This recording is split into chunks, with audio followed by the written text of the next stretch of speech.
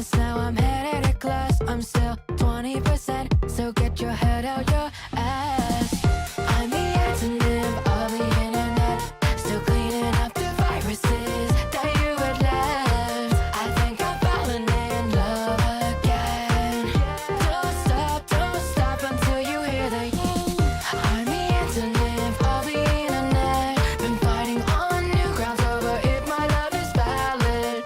Fuck this cynicism, let the colors fly. Don't care, you think it's cringe because it's not your life. She said, do you like waffles? I said, hell yeah. Been watching Equals 3 until 2 a.m. I ain't got no iPhone, but I got a DS with a keychain, a pinky. Her cupcakes are the best. I've been failing my classes cause I don't give a damn. They say the world is my oyster, but the free market's a scam. Everything's been changing since last generation was born, and they won't try to take and change. Use a two-edged sword.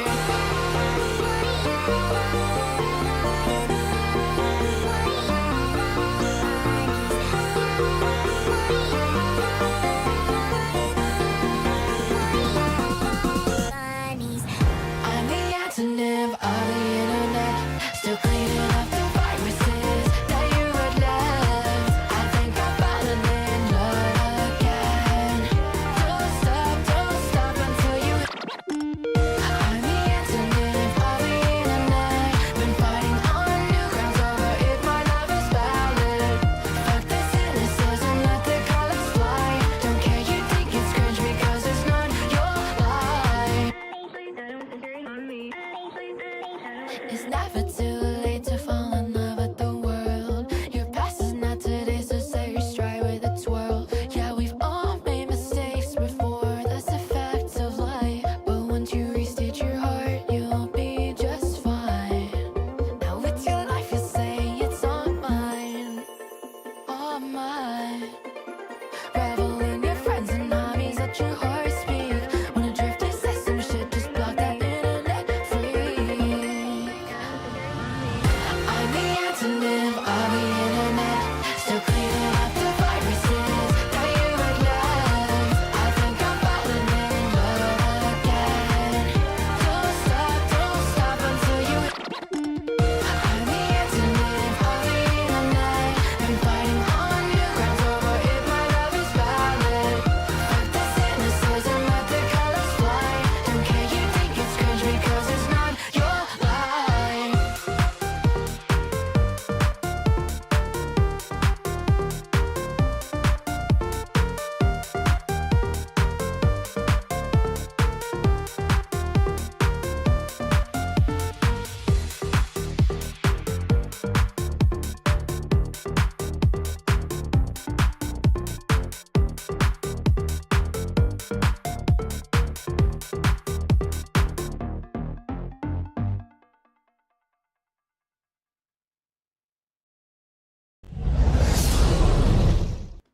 You know what? We've kind of got everyone here. Let's go ahead and start early.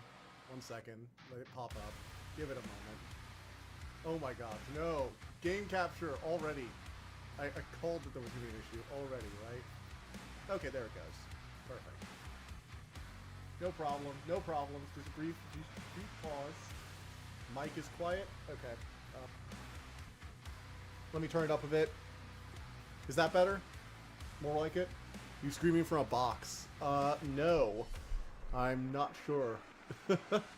Sorry, I just switched from OBS. Switched to OBS from Streamlabs, because Streamlabs is just using OBS, but they're different.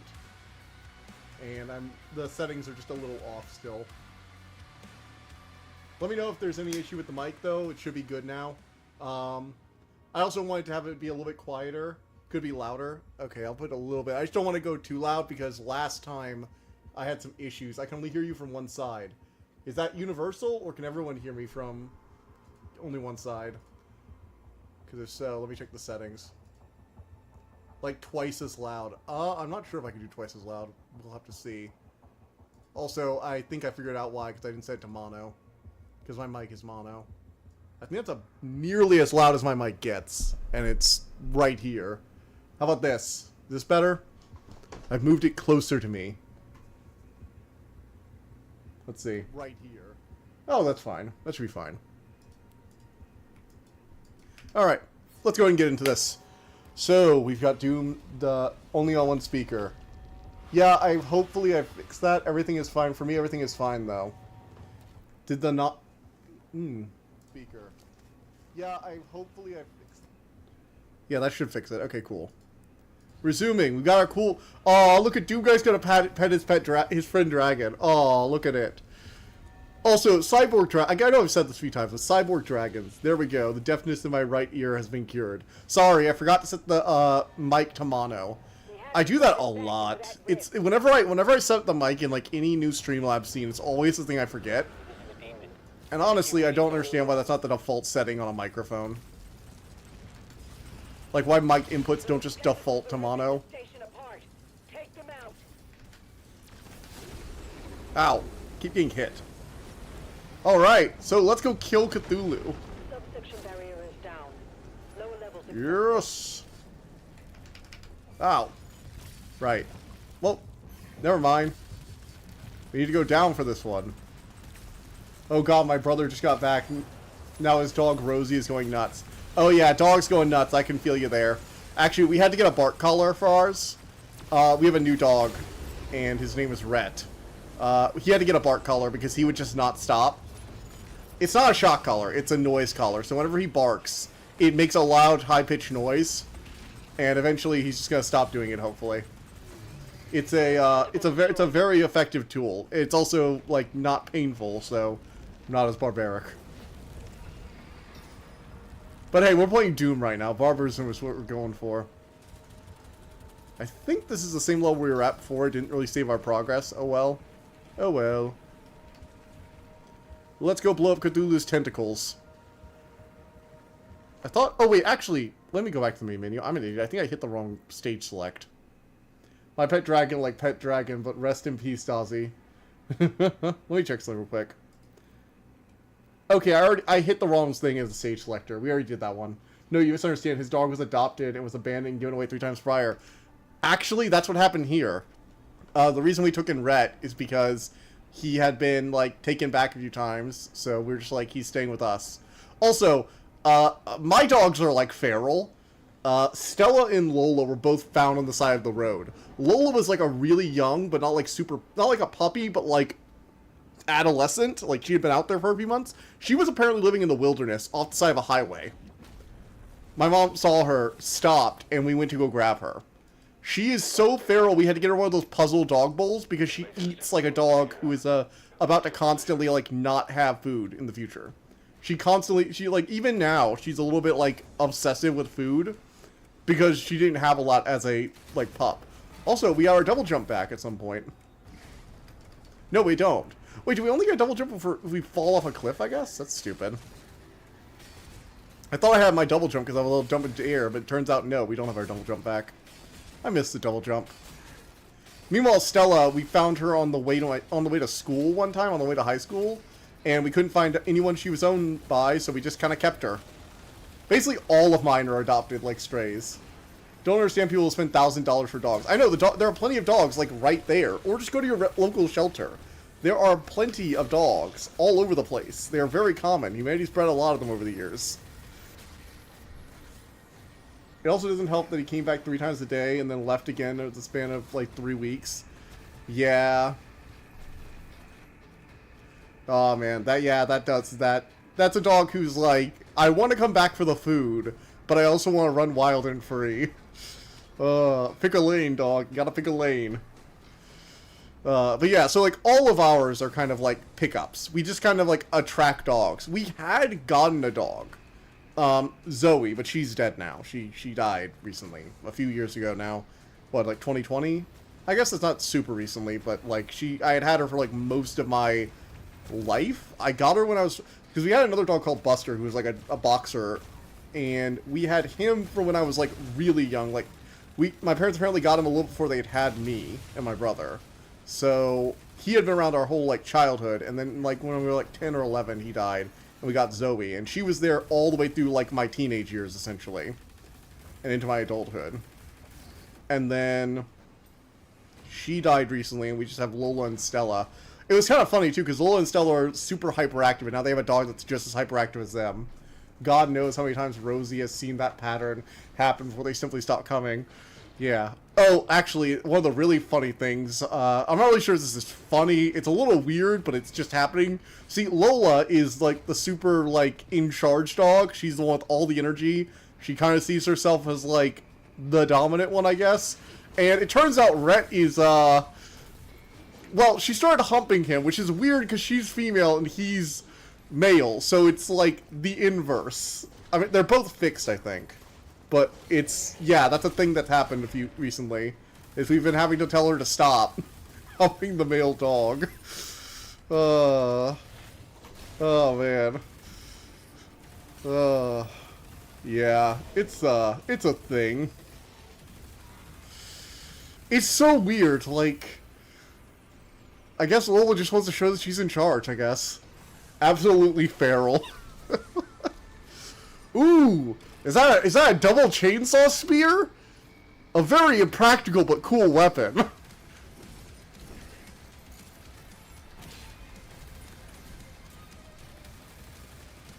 Hey, mister. Do you like rocket launchers? Because I sure as hell do.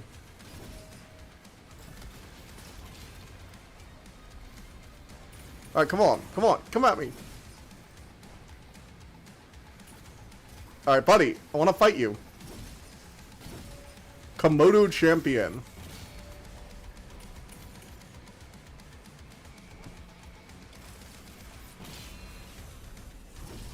Ooh. Oh, shoot. Well, no. Okay, so hitting him with rockets just makes his, like, armor health, or whatever that purple bar is, go up. Will you just do the green attack so I can parry already, man? Do you like pancakes? Yes, I like pancakes. What is that a reference to? I actually don't know.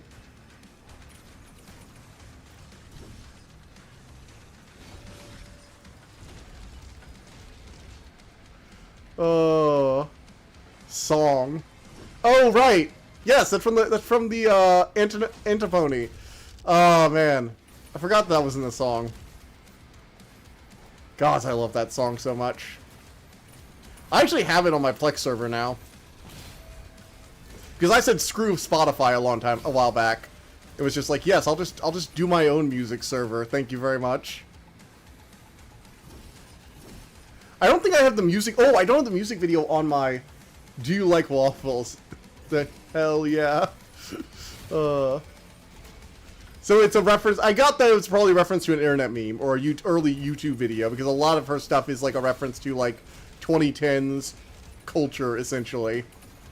Like, I was one of the kids that didn't have a cell phone but had a DS, so I can relate. Do you like rockets? I like trains. That reference dated me. Not more than Bionicle does, but you know. Alright, so we ripped off the Robo Komodo dragon. It was a fake dragon. It deserved to die. Yes, exactly. ASDF. Yes. Let's go. So it was an evil demon Robo Komodo dragon, and obviously Komodo dragons aren't real dragons. Although they do bear a striking resemblance to Fafnir from Norse mythology with the whole poisonous bite thing. That's actually just bacteria. How many of you actually know the story of Fafnir? I'm actually curious. It's the Norse myth of dragons, and it was the dragon mythology inspiration for Smaug from Lord of the Rings. In fact, Tolkien thought that only Fafnir and the Beowulf dragon, it doesn't have a name, were true dragons, and that all other dragons in mythology were false dragons. Because Tolkien apparently only believed that dragons who had a narrative and story purpose were actual dragons, because they had to represent something in the story. He was originally a dwarf, if I recall. Yes! He was a dwarf, and Loki basically, long story short, Loki killed his brother because they like to shapeshift by wearing otter skins. Basically, it's a whole thing. Oh, we're feeding him! Bonding time. And so Loki paid back his father with some cursed gold, and it was cursed to make you wanted and then ruin your life. And Fafnir murdered it. Selkie, yeah, that's the general vibe. Yeah, that's the general vibe. Selkies are generally the vibe I'm going for when I talk about the dwarves wearing animal skins. Yes. Anyway, Fafnir murdered his father to get a hold of the gold because the curse either corrupted him or drew him to want it. And he slowly, over time, became obsessed with it. Think Gollum from Lord of the Rings. And he essentially did nothing but lay on top of the gold all day. And yes, this is where we get the dragon laying on top of a huge mountain of shit. This and the Beowulf dragon. That's where we get the hoarding from. Beowulf dragon and Fafnir are essentially responsible for the hoarding trope of dragons. And one of the things they did... Okay, where do we go here? What happened was that over time, the gold literally turned him into a monster. It turned him into a poisonous dragon.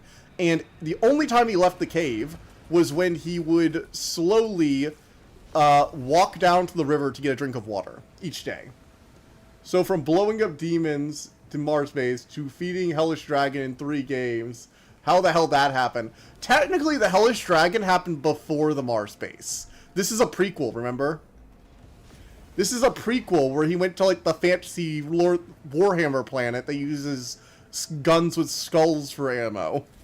Honestly, the makers give me serious Warhammer 40k vibes. Anyway, Fafnir would go down to the river to drink, and he literally carved a ditch into the ground from dragging his body all the time. And wherever he went, he had a trail of poisonous death, because his very breath was poisonous. Honestly, this makes it even funnier. Yeah, imagine the game's getting more grounded. Actually, it's kind of funny, too, because if you also include the fact that we fought Doom Guy, but it's actually Satan, in the end of the second game, which means the games went absurd fantasy, more grounded sci-fi, to absurd fantasy. I mean, it's all relative scale, because we're always fighting demons from hell, but, you know, it's relative.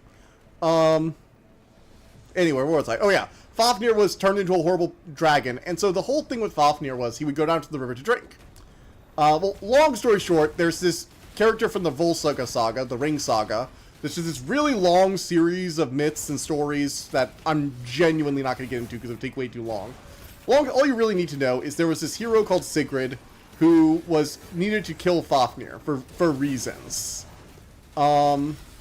And in order to beat Fafnir, though, he couldn't fight him up front, because like a lot of heroes, he had to be clever.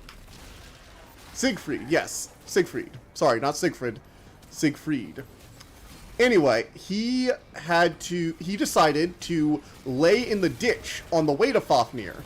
The ditch he had carved by dragging his body out to go drink the water every day, every few days, or whatever. And he laid down there with a sword and made sure to essentially dig a ditch so he wouldn't drown Fafnir's poisonous blood. And as Fafnir passed over him, he stabbed upward, cutting out his heart. There was also a whole thing where eating Fafnir's heart would give him the ability to speak to animals, and he was supposed to do it with this other guy. I forget his name. It's been a long time since I've redone the Ring saga.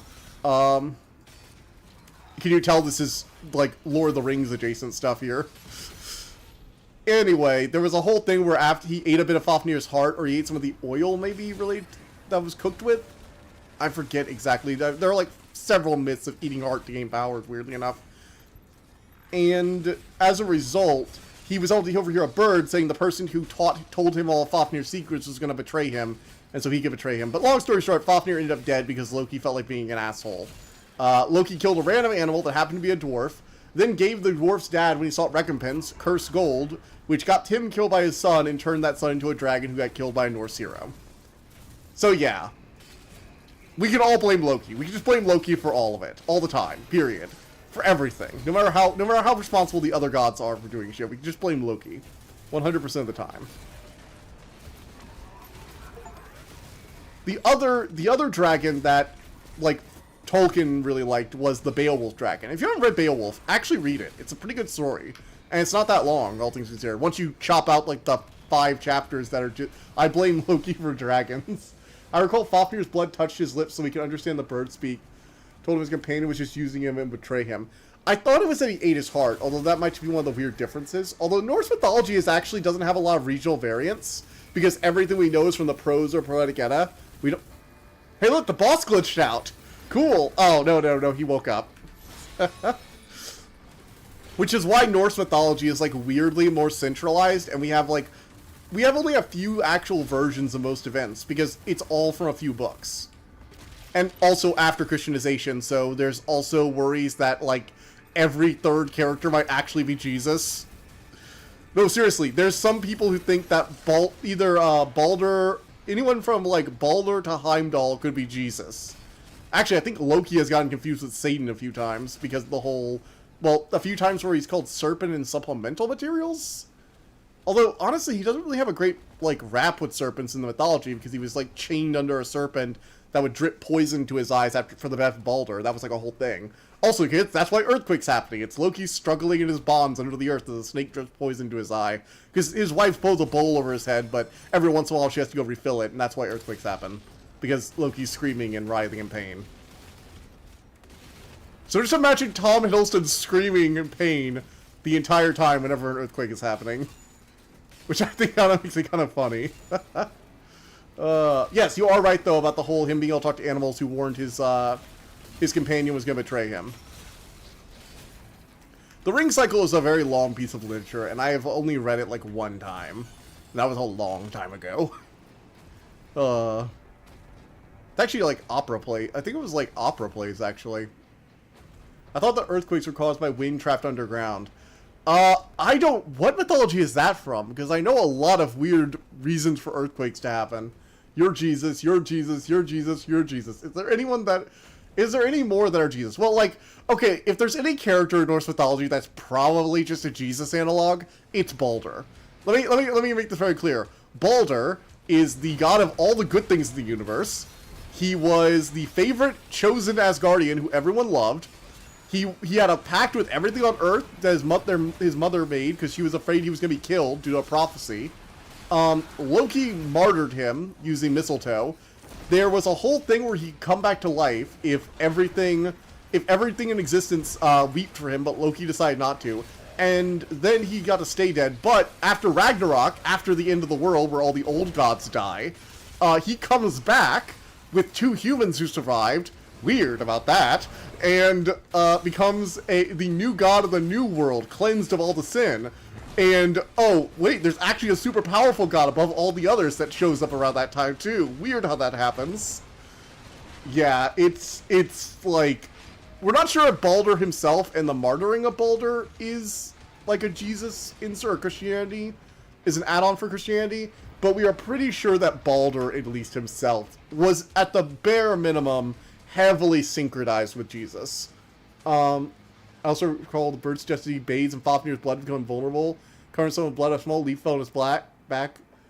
A small leaf fell onto his back, leaving a small patch on his back unprotected. I forgot that Siegfried... Okay, I forgot that Siegfried had, like, the whole Achilles thing going on. I had actually completely forgotten that part. It's been a while since I've read it, but, like, I did completely forget that part.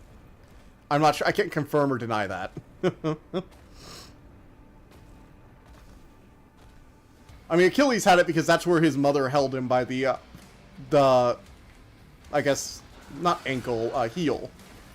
Why was I thinking, come on, I should have known it was the heel. I mean, come on, it's freaking Achilles. What body part is he known for? The ankle? What am I, an idiot?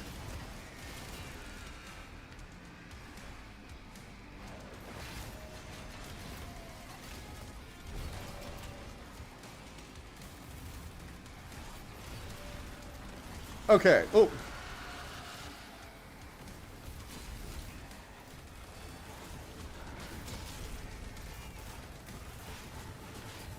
Oh god. This whole room is actually pretty tough. Mostly because there are no small enemies for me to feast upon.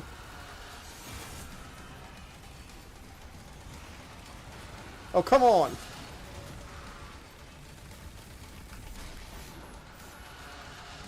Whoa. Back off. Honestly, I'm just pulling this for some unknown areas of my memories I don't know where. Yeah, that's where all my mythology knowledge is stored too. Actually, it was kind of funny when I went to Rome, because I did go to Rome with my parents last year, And I knew more than some of the tour guides did. Like, I would say things and the tour guides would say them a few minutes later, which was always really funny because I felt awkward because I was, like, stealing their thunder.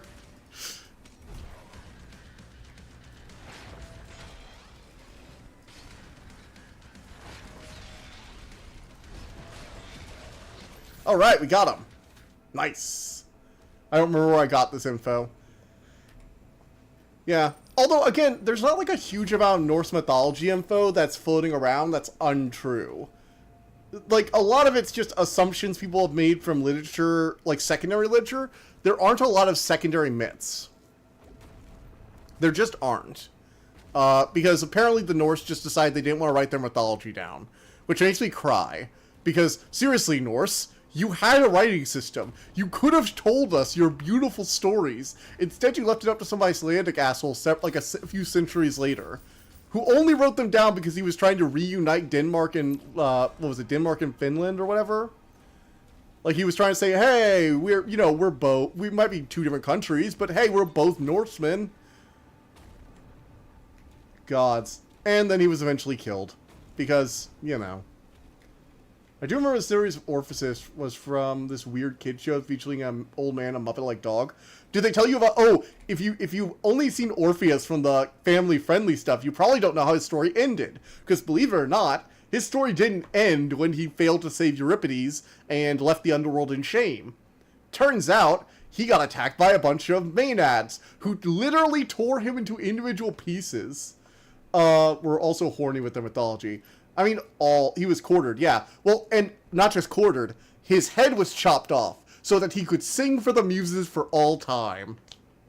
He was never allowed to see Euripides again, which is just the saddest extra dollop of what the hell on top of it. It's like, man lost his wife, love of his life, went down, actually managed to convince Hades to let a soul go for once, screwed up at the, hey, I'm doing this because I have to give you a challenge, otherwise more people might come kind of thing, and then got drawn and quartered and then still kept from his love because the gods thought he would make a funny music box as a head. That just makes me sad. It's just sad. Poor Orpheus. Didn't deserve it, man. He did not deserve it. Man did not deserve the pain. Oh, poor boy. A poor boy. The Nords are also horny with mythology. Everyone was horny with their mythology. Like, literally, everyone. Every mythology. Porpheus. I do not know the name of the show. Oh, man. Hey, do you know the trope of kids taking their parents' cars out for joyrides is also as old as ancient Greece? Oh yeah, have you heard of that one? So there was the son of Helios. I forget his name at the moment. It's really not that important. All you need to know about the kid is he's famous for exactly one thing. So, see, Helios had the chariot of the sun, which drove the sun around. And one day, his son was like, man, wouldn't that be cool to take for a joyride? So while his dad wasn't paying attention, kid grabbed the goddamn chariot of the sun, took it on a joyride, ended up melting and or ruining the planet's ecosystem, came back, and his dad found out and was very cross at him. Yes, this trope is literally as old as ancient Greece. This was a joyride with a car before cars existed. Oh, man. Mythology and horny apparently go together like bread and butter. Literally every mythology. You think Babylonian mythology was exempt? Do you know why Gilgamesh went on the whole immortality quest? Because Ishtar showed up, was like, hey, I want to have your kids. He said no, and so she sent a raging bull down to wreck his city, which ended up killing his best friend, a guy named Enkidu. And after burying his best friend, he got all, oh my gods, I'm mortal. Oh no, no, no, no, no, mortality is terrifying. And went on his big immortality quest and eventually failed and had to give it up and suck it up, buddy. Seriously. So yeah, even like the oldest written story in the world has a random god show up and be like, hey mortal, you want to do our thing? That is literally the oldest written story we have. And it has this trope. I don't know how much more you can do. Like, legitimately.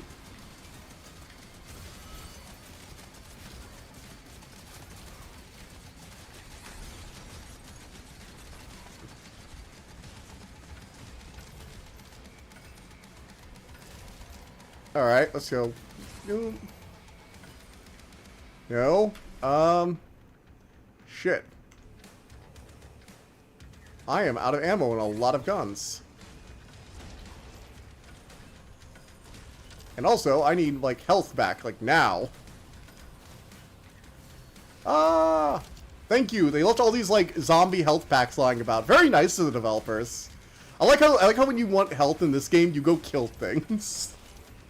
You either find a health pack around you, or you go kill the smallest thing in the room. I found it's a show called Jem Henson, the Storyteller Greek Myths. There's actually an anime. I forget where it is, or, like, what it was from. I do vividly remember that there's an anime version of the kid stole Heliod's chariot thing. Somewhere. There was an animation of some kind with it. Like, I think it was from some supplemental thing. It wasn't just, like, a single animation with just that.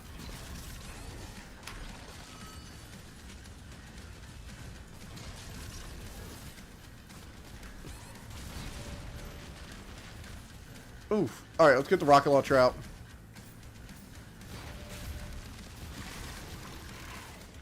Hey, we got him.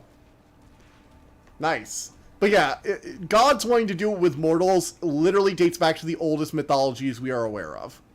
It has basically always been a thing. Weirdly enough, the Norse were actually slightly less so.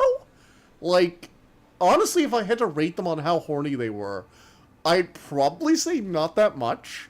Vital signs rising. They were a little bit. I mean, like, a lot of their villains are about, like, trying to mess with Freya or get her to be, you know, the giant's bride or whatever. But they had a bit more, weirdly enough, they were a bit more refined about it than a lot of other, mythologies. God, it's weird to describe the Norse as refined in any way. But, like, their gods cared more about feasting and violence, not so much having sex. Like, again, on a scale of horniness, I'd have to rate, like, Greek/Roman, Egyptian. They're all, like, way worse. Sort of? I don't remember how... I mean, they had a lot of shapeshifters in Norse mythology. It's mostly Loki, though. Like, Loki, like, seduced a horse, but that was, like... He was literally turning into a mare to ruin the horse, but it wasn't about seducing the horse. It was about distracting the horse so he couldn't help the builder finish. You know? Post a link to it in the live stream chat. Nice. I'll check it out sometime. Like, it's not about that a god is just horny. It's, like, a scheme. You know? Like, they weren't doing it just for the sex, basically. Like, Loki would turn into animals to try and win bets. Like, he would turn into a fly to try and distract a blacksmith, or turn into a horse to try and make sure the stallion of a giant construction worker couldn't help him out, and ended up having a six-legged horse who was also Odin's, who was also Odin's steed. Loki gave birth to a lot of monsters. And a lot of his kids have the weird, like, technically fit into the role of the prophesied child who the evil king tries to imprison because they're, destined to defeat him thing. It's weird to think about it, but Jormungandr fits into the same mythological trope as the hero Perseus. Although Egyptians and probably Greeks had that around too. Yeah, and the Egyptians were... The gods might not have been as horny for mortals, but they were horny for each other. Holy shit. Good gods. Like... They literally... Thoth had to literally play a game of like a gamble with Khonshu so that the sky and the earth could have more days to fuck, because Ra banned them because he hated that they were doing it while he was flying his son through the sky constantly. But they would not stop. That is an actual myth. Also, I don't think we've forgotten about Sobek. Never forget. Even no matter how much you might wish to. Oh, man. You could say Odin ran his... Well, no, Loki wasn't his son. Loki's parentage is weird. He doesn't... He apparently has an Aesir parent and a giant... a giant parent. So he has mixed heritage. Which is sort of, I guess, where Marvel got that. But he's not, like, Thor's brother. Thor's brother is Baldur. And, like, a few other people. Now, in the Marvel universe, if the Sleipnir myth is still true, then yeah, Odin wrote his grandchild. At least in Marvel, I guess. which also makes him an extra bad father. Like, imagine you have your kid, the kid you're not in a great relationship with, and he has some kids. He has a big snake kid, and he has a wolf kid, and he has a half-dead kid, and he has a six-legged horse kid, because Loki got around. Is he adopted? No. Loki's kids were weird, man. Like, Hela was born half-dead, and then shunted into the afterlife forever. Jormungandr was born as a serpent, and then literally chucked into the ocean. And then the Fenris Wolf, they were like, okay, we actually can't do anything to this one, because this one's really powerful. So they let him live here, but then they got extra scared, and for some reason, they thought this thing's so powerful, they had to let it stay with them unlike the other ones, that they should piss him off by lying to him and betraying him and chaining him up forever. Like, dude, Tyr, buddy, you lost a hand over this. Was it really worth it? Odin doesn't really come across as a good person. Although, to be fair, most mythologies don't generally make their gods good people. Gods being good people is a rarity in mythology. Like, Hestia is a good god, but she's mostly, I am the only one of the direct children of Kronos who hasn't actively ruined someone's life. Like, it's not a hard bar to clear, if you see my point. It's not that Hestia isn't amazing. She is. She's great. She's best goddess. But, like, obviously, it's because she had no myths. She had no opportunities to ruin someone's life.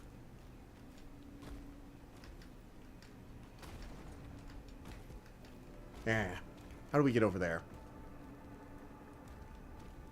Oh, I see. It's very reflective of the mythology of reality. Yeah. I mean, natural disasters generally aren't great things.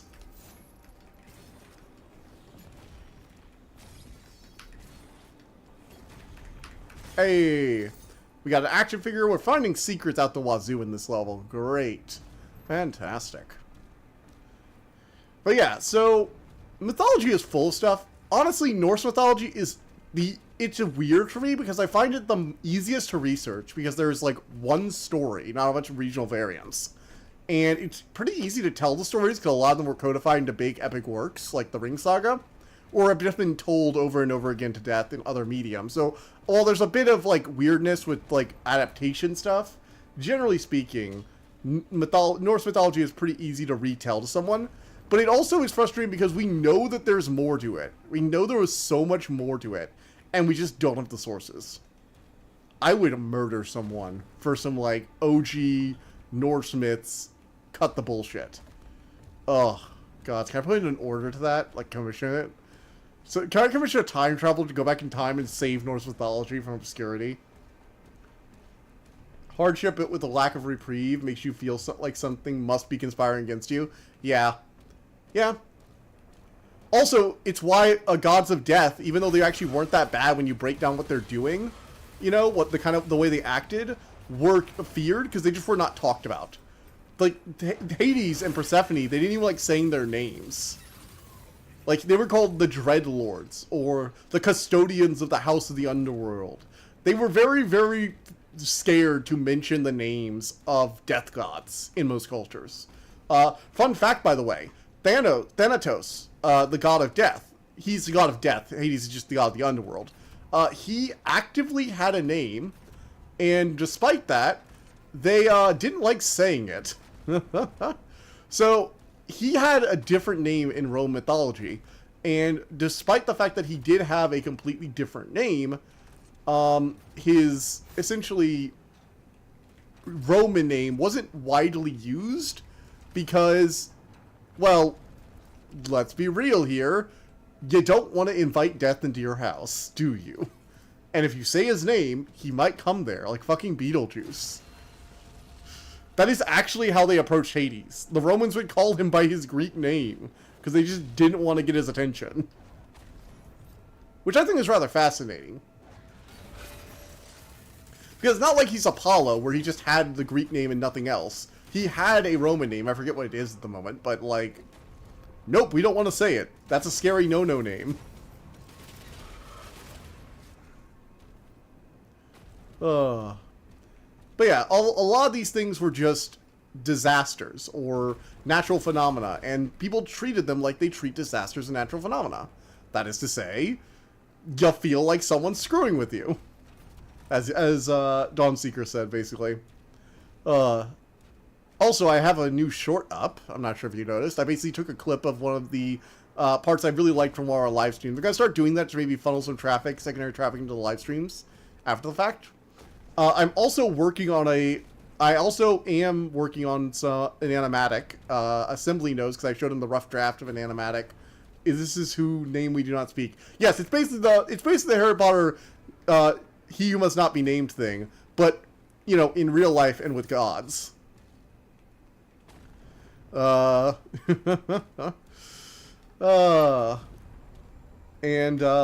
one thing we're working on though is their animatics. I'm working on one, and Assembly's working on a few for our RPG session. We're doing this Magnus Archive. I mentioned it a few times, I think. The Magnus Archives RPG session thing I've been doing with 2 other friends. It's a lot of fun.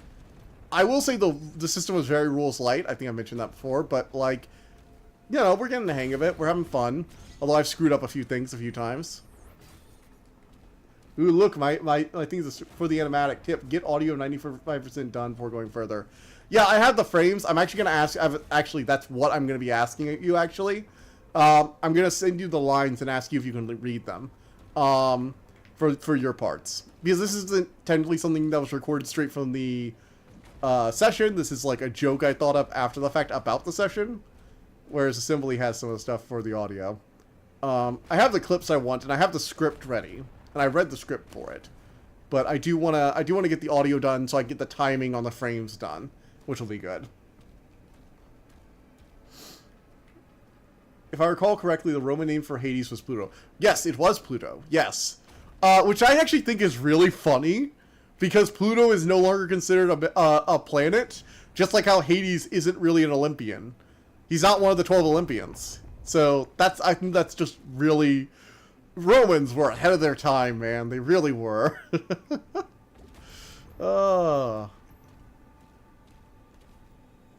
Let's go! Shockwave!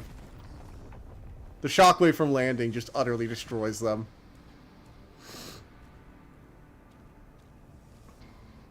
Oh, yes. I will say, this thing where we destroy everyone by landing from a really high distance...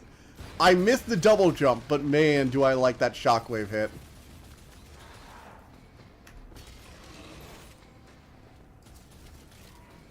Oh, where are you? That thing should not be that stealthy. Boom, baby. Corvest has read the script. He has changes. Oh, you do? Oh, joy. Okay, go ahead and send them to me then. Because honestly, you're pretty funny.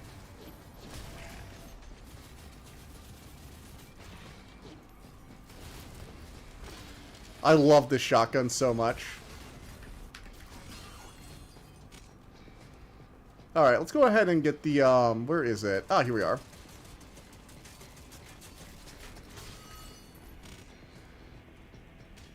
Wee woo, let's go.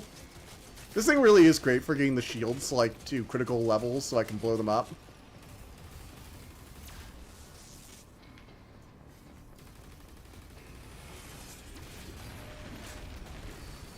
Alright, let's go!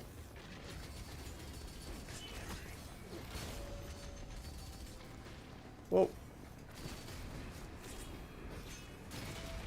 Alright.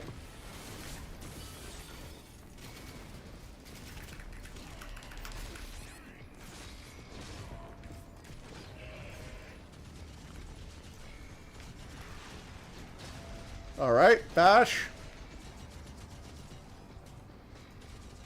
Come on, get weakened already. Alright, got him.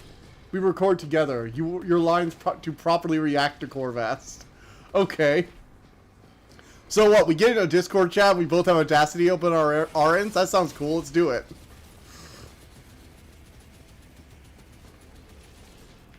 Oh shit. Get needled. I do like how as they get damaged, their like bodies break apart. That's a nice use. See, I think despite everything for me, this game, the Doom games are a good example of how higher end graphics can actually be used responsibly. It doesn't look like super realistic, but the graphics look good for like in all the games, honestly. And they use them to show more gore, which is kind of what I want out of a Doom game. It uses them responsibly for the game to benefit the demon slaughter, which is very nice, as opposed to rendering even more hairs on like some athlete in an NBA game or something. Then again, I've never really understood sports games, so maybe I'm not the best person to criticize them. I don't even like regular sports, much less digital sports. Removal of glory kills is still another traffic. Oh, absolutely, 100%. The fact that the brain breaks off the giant brain master when I'm killing it does not in any way substitute for the fact that they have no glory kills. And quite frankly, the developer should be ashamed for removing them and replacing them with these stupid mace kills. Give me back glory kills, I fucking swear, you assholes. Your game feels wonderful to play, but I miss the glory kills. Although, not everyone is that a downside. Like, Assembly has mentioned that he doesn't really like glory kills that much, and the much quicker things they have now might be better for him. So he might like that we just have the quick little slow-mo mace thing, as opposed to the glory kill. So again, it is to your taste, although I will say, I feel like a lot of the people who like Doom games probably liked glory kills.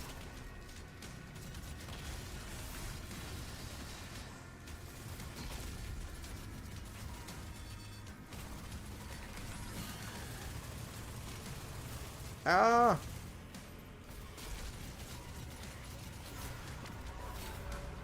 Boom.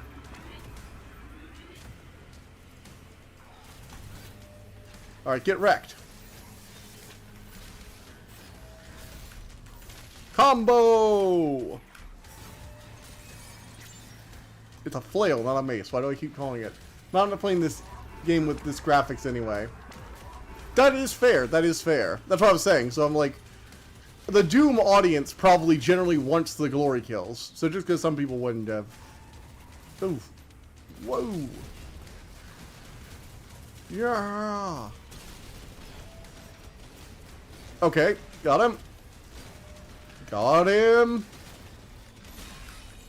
So even that, it's like they keep teasing us by like highlighting body parts and shit, and then not having us rip them off and shove them off his asshole. Seems like the overall sentiment is that glory kills being removed with a massive disservice. It was, and the sad thing is, I think that if they were in here, the only thing I'd be missing is the double jump. Like, yeah, it's a little bit more complicated than the original Doom, but I think as a whole, if they had the glory kills, like this is the closest they come. This is it. That's the same glory kill for every anything. 2016 had them best. Oh yeah, 100%. I think Doom Eternal had generally, like, all three of the Doom games are great. But I think Doom Eternal is probably the weakest. Which is weird, because I like the boss fights in it. I like most of the fights. It's just that it got really repetitive. Now, this game is starting to get a little repetitive, so I might change my tune midway through. But they have enough stuff in this game breaking up the monotony. Like, yeah, the parry mechanics can get a little repetitive, just a bit. But every time I get a little tired of them, we have something like the Dragon Flight combat game or the Giant Mech Punch simulator to break up the slightly less fun combat, I guess I should say. Like, Doom 2016, I could just play the combat alone. This game, I'm like, okay, the combat has a lot of complexity going on, but it boils down to parry, parry, parry. And the parry timings are fine. They're not like 2016's parries, where it's like, yeah, these can be a little bullshit. Not 2016, I'm sorry, Eternal's parries, where they can be a little bullshit. 2016 was challenging, but also like combat sandbox, not like Eternal. So it doesn't seem as monotonous. Exactly. This one is a little bit less combat sandbox, but a little less monotonous of Eternal. It's kind of the midpoint between Eternal and 2016, in my opinion. But it is missing the glory kills, and that is a huge disservice. That and the double jump are two things that I'm just like asking, like, why the hell do we not have these? There's no reason to not have them.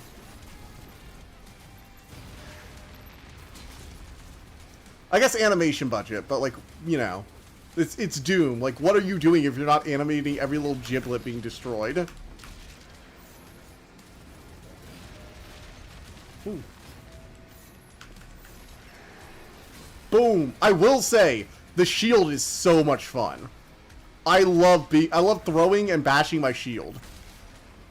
I think if you added the shield to Doom 2016, it would be like the perfect game for me. Like, damn, man. I love being like more brutal Captain America. Oh, look at that. That was a sick. I paralyzed him until like exact right moment, and then brought my shield back to parry. That was beautiful. That was a beautiful little thing right there.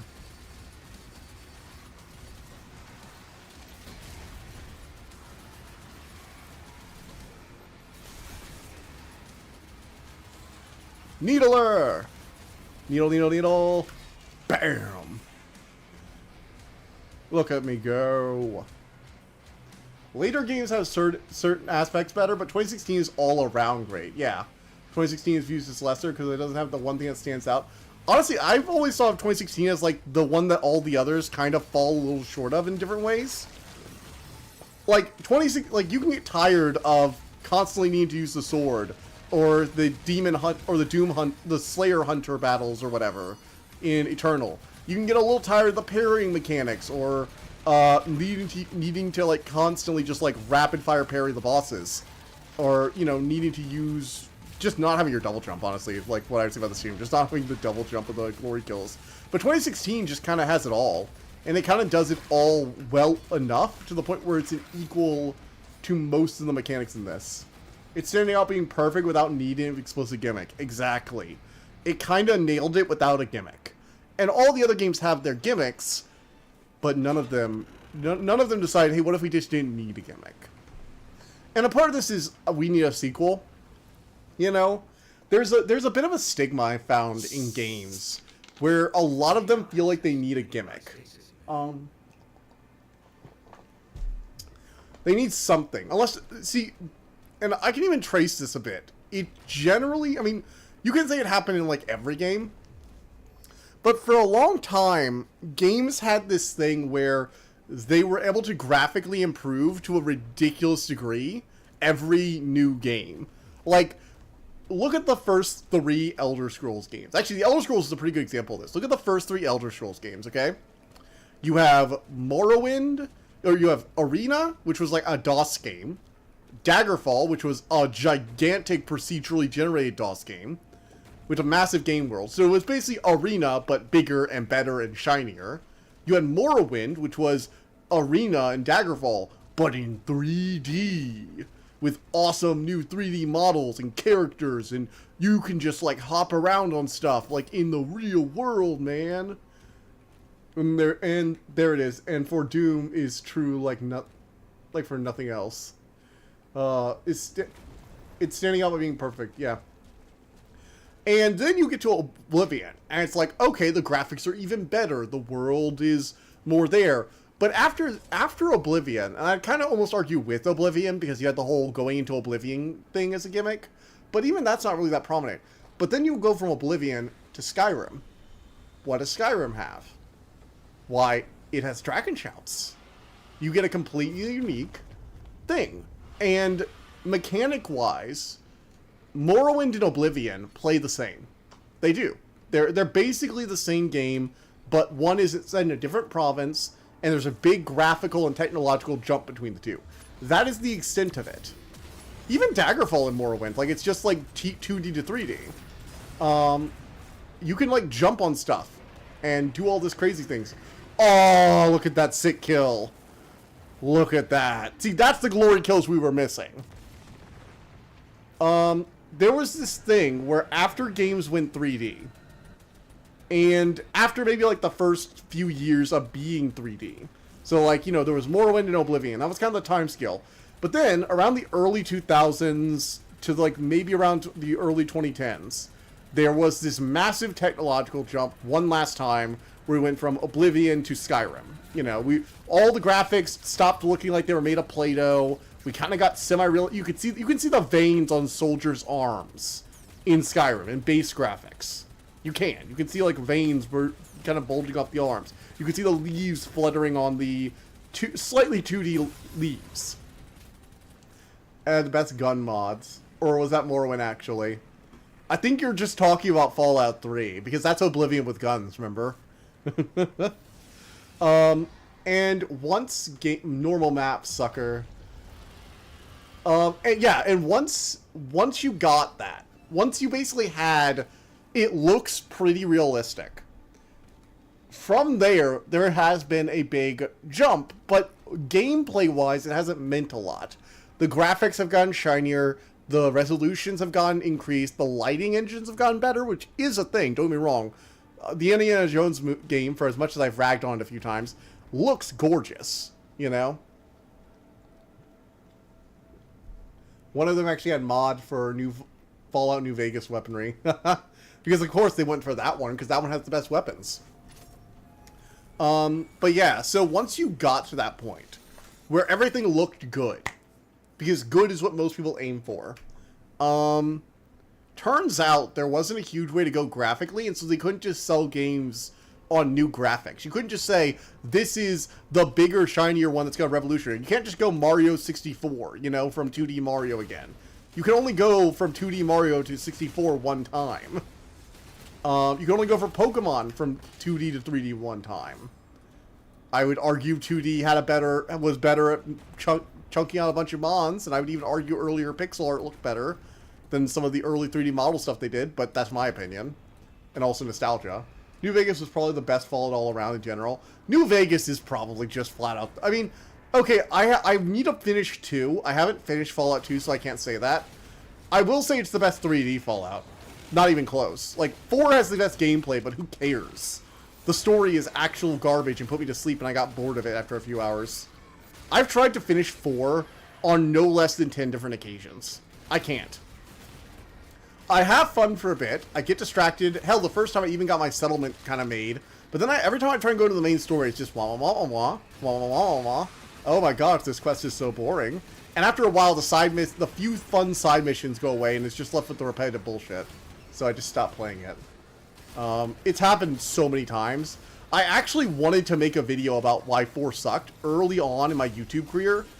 Like, when I was, like, trying to do this. Back when I was doing, like, really basic videos. I think around the time I was doing, it was around the time I did the Madison review. I remember, because that's, like, when I started actually using more footage and moving from audio to video format. And I wanted to do it. I heard Fallout 2 was a big step. It had a whole two builds. Fallout 1 has plenty of builds. Stop that. Fallout 2, though, I've heard the story is, like, really good. Now, don't get me wrong. Fallout 1. If you have not played Fallout 1, play Fallout 1. That story is amazing. And talking the villain down actually feels impactful. Because you can't just have a high speech skill. You have to have explored his ideology, explored the world, and figured out why his plan won't work. He won't listen to you on the basis of, like, empathy. At all. Because he believes that the people becoming super mutants is the only way to save the world. So empathy has nothing to do with it. It's about survival. The only way you can convince him is by learning enough about the super mutants to logically explain why his plan will not work. And you have to have a high speech skill to convince him. There was a dex build in regular Fallout.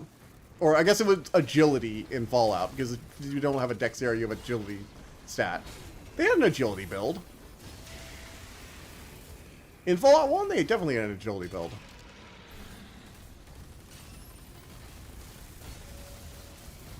Ooh. The special stats have been around since the beginning. Maybe the agility build got better. I can't really say anything about that. Oof. Bam. From what I was told, that was the only build in Fallout. Incorrect. I had an int build that was a scientist. I've also seen people play melee builds in Fallout 1 that focus on strength and charisma. And you can focus on other things. There's like there are only like 3 optimized builds if you're like super optimizing for everything, I think. But like that's a lot of games have only a few super optimized builds. Also, Fallout 1, you can beat the game with like 0 int. It's just a nightmare. I tried doing a 0 int build as a joke. I immediately stopped. Because it's funny, but you might notice that most of the clips from the 0 int are from like the first or second town. Because yeah, it's funny to watch how your character can barely string together syllables. His dialogue responses are things like, oh, doi, or something like that. But once you realize that you can't talk with people or negotiate at all, it is bad. It is gods. That is like a grating playthrough. I don't know how... I know there are people who have finished it. I know they have. Tried 0 int as well. I just can't do it. I could never do it. I've tried it for like the first town and immediately got bored of the premise. It's funny. I like that it's there. Because if you're willing to min-max, you should suffer consequences. I always do like it when games actually do like... It makes the min-maxing more fun. For people like me. But yeah, it's it is not a playthrough I would enjoy playing because I like the funny dialogue. Also, I think there's a computer. Yeah, there's a computer in Fallout 1, right, that you can go play chess with. In the, or is it Fallout 2? I think I've played chess with a computer in a Fallout game before, so maybe it's Fallout 1, or maybe I just got far enough in 2. Because I know I haven't finished 2 yet. First playthrough there, so I had no idea where to go. Oh, no, never do a 0 int build as your first playthrough. I could see you doing it later if you really wanted to try, even for like a challenge run kind of thing. Never do it as your first playthrough. That is asking for pain. 0 intellect is one of the stats where you kind of just need to do it. I consider an intellect build something that uses like energy weapons for like science, you know, so it's like actually focused on being smart. But you kind of in the first Fallout game, you basically just need intellect. And honestly, okay, look, I'm gonna be real here. The special stat system, the way that intellect works in Fallout games, is that you get skill points for having intellect. That's how you increase the number of skill points you get on level up. And so it basically just means you have more points to allocate to a build. Intellect is basically just a generically good stat that should, unless you are doing a 0 int run specifically for the 0 int run, should never be below like 7 or 8. It should always be like 8, 9, or even 10 if you want to optimize. Because, or, well, not like 10 usually, because you usually have at least one way of getting more int points. Like at least one thing like finding bobbleheads or whatever. So you want to leave at least one point open for whatever thing will do it, but you want it to be basic at least 10 by the end of the game, because you want to be getting as many int points as or many skill points as possible. Mentally challenged run. Yeah, it is. Because remember, not only are you not able to talk with people because you're so stupid, but you also don't get as many skill points. So you're not able to like make yourself good enough to account for that.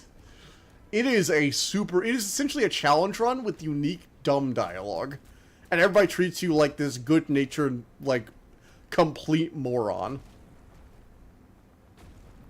Like, a lot of people will be like, uh-huh, sure. Like they're just trying to get you to leave. It's really funny for, like, the first town. And that's why a lot of the clips are from the first town. Because that's when people stopped recording so they could show off on, like, YouTube real quick in a video as an example of why Fallout's RPG system is really interesting. I think making it so that the int is where you get all the skill points, though, like, it makes sense, I guess, from the way Fallout does things. It's just also really frustrating because it means that int is a stat that, like, every class has. I do like the skill system. I think the science skill in particular, letting you, like, you need to, like, know a lot about science in order to use energy weapons is good. I like that. I think it's a good thing. The fact that it's a separate stat with energy weapons as, like, a class for aiming them can be a little frustrating. But in general, I like the Fallout stat system. I think it's pretty fun. Also, the reason New Vegas is fun is that it also has a bunch of 0 int requirement stuff. I think the Fallout also has a bunch of responses for if you have 0 int, if I remember correctly.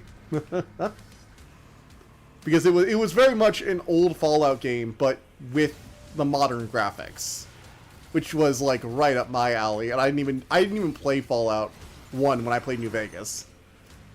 I just liked it. To gain more XP than the average person in the same amount of time. I gain a lot more XP than the average person in the same amount of time. Oh, man. To be frank. Yeah, that's true. I mean, I apparently gain more XP. That's mostly because I keep busy. And I like min-maxing. I legitimately enjoy making fun builds in games. It's one of the things that, like, it's one of the reasons why I'm not as big of... I really enjoy games that let you do RPG mechanics. I know RPG mechanics get shoved in a lot of games, but I like them because I enjoy making builds. I think it's fun.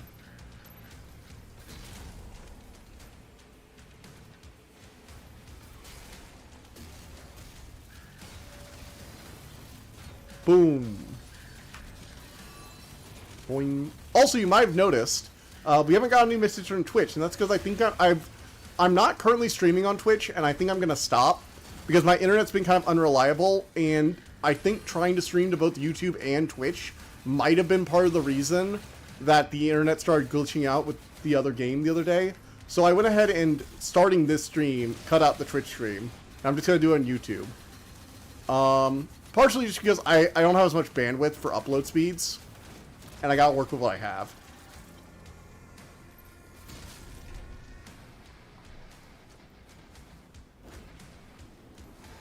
I will probably go by the Twitch channel and just like slowly start shutting stuff down over there for now. Super shotgun, baby.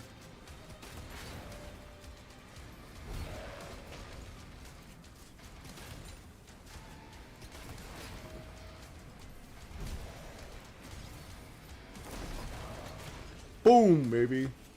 Perfectly fine as I'm YouTube only. Yeah, that's the thing. It's like everyone who's here regularly is YouTube, and most of the people who have come around tend to generally be on YouTube, like the people who talk a lot.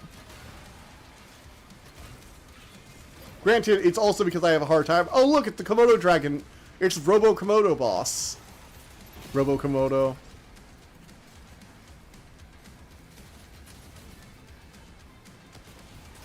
Boom.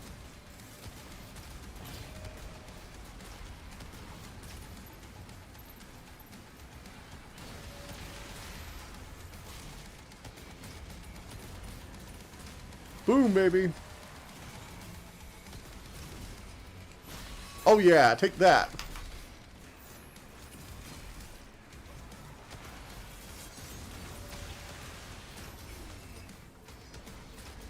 Oh yeah. And again, this is primarily a YouTube channel I stream on, or at least it was until I started streaming more than I started posting. I am still working on the Faithbreaker review, don't worry. Actually, I finally found some footage I'm going to use for some stuff, too. For some of the moments where I mentioned the whole Faith creates gods thing as the main premise, I'm going to use some Theros footage from the Theros trailer from Magic the Gathering. Because it turns out, animated Magic the Gathering stills kind of work well for a lot of generic fantasy art. So that kind of works for a lot of stuff.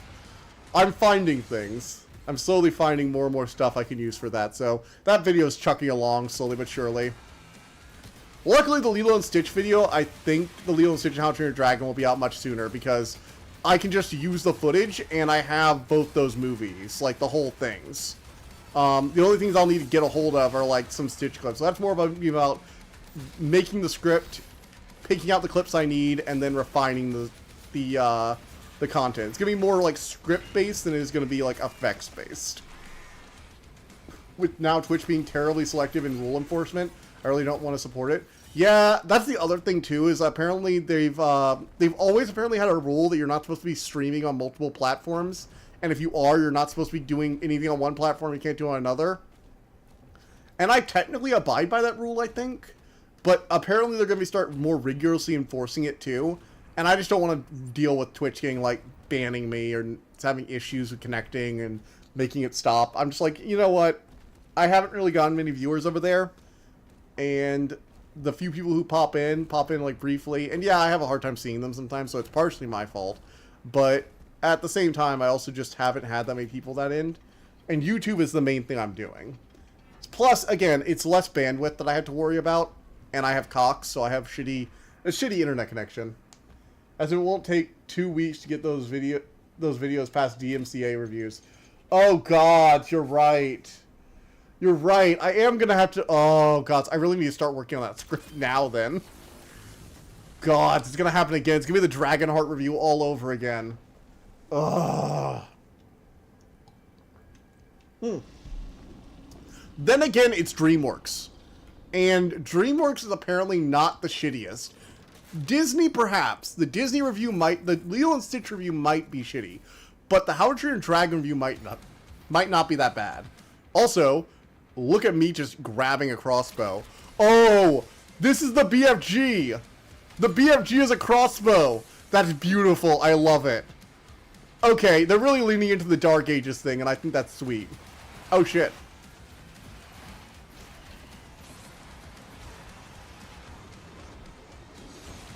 Ah. Damn it. I can see the future. Team 4-star. Team 4-star, I can see the future.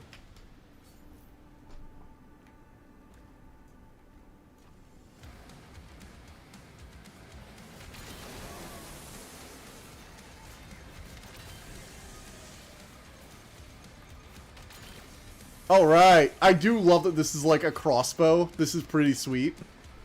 All things considered, this is pretty goddamn awesome. They really did say, hey, let's go full medieval on Doom. I mean, it's still technically set in the Mars future after he, like, the original Dooms, I guess. But, you know. They scrapped VFG making black holes. It was a real concept, suckers. We have black hole arrows. Sue me. This is Argent Nerd. It's all Argent energy. It's all bullshit magic. Bullshit because magic. Because the wizard says so. Doom guy has a magic Captain America shield because the wizard says so. Whoa.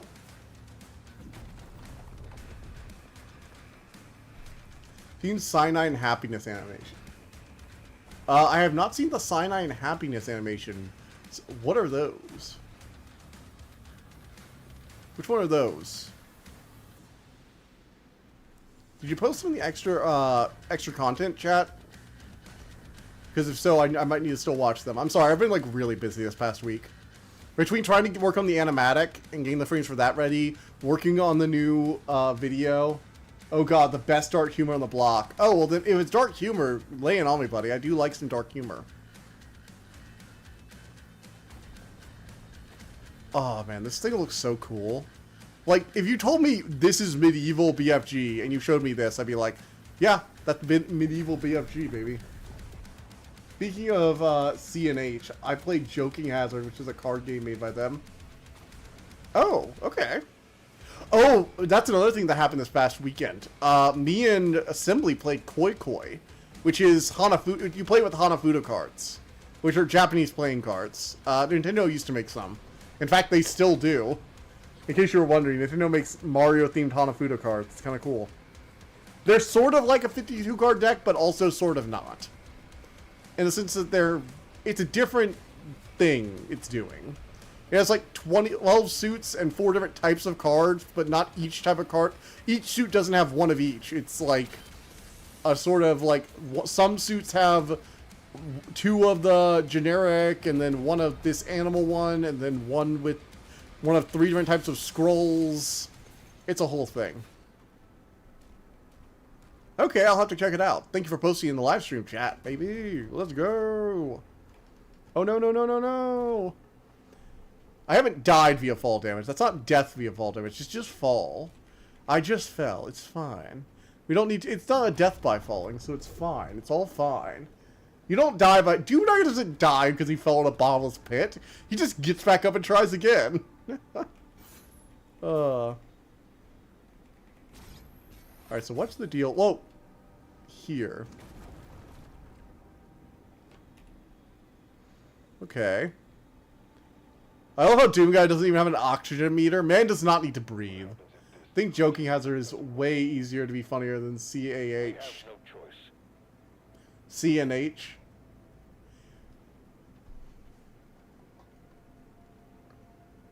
What is Joking Hazard?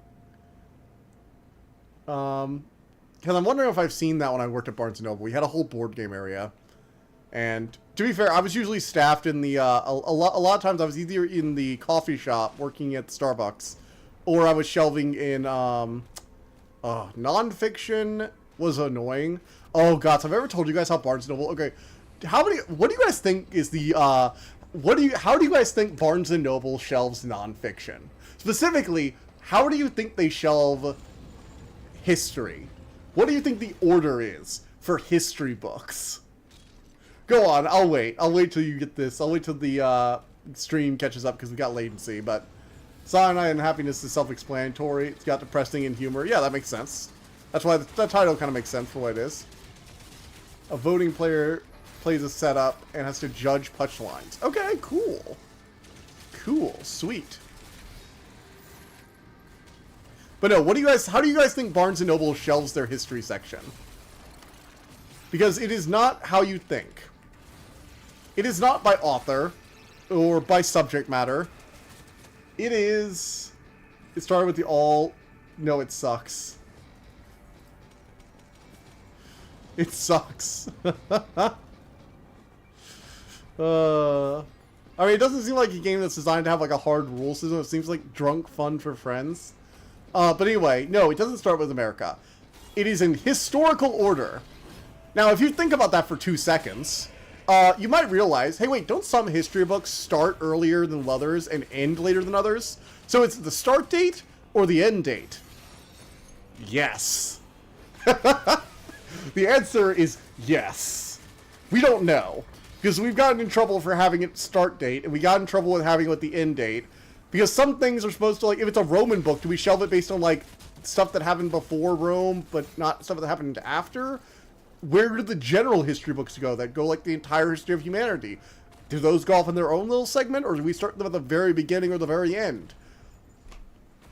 Everybody had a different way to do it, so every time anyone wanted to shelve there, and you had a different system than the last person, which was likely because everyone had a different system, you would end up moving like a dozen books around. It was chaos. In the worst way. Joking as if 3 people work together to make 3 panels of a comic. Okay. Do you, like, draw, or are you, like, assembling clip art? Or do you actually have to, like, draw it?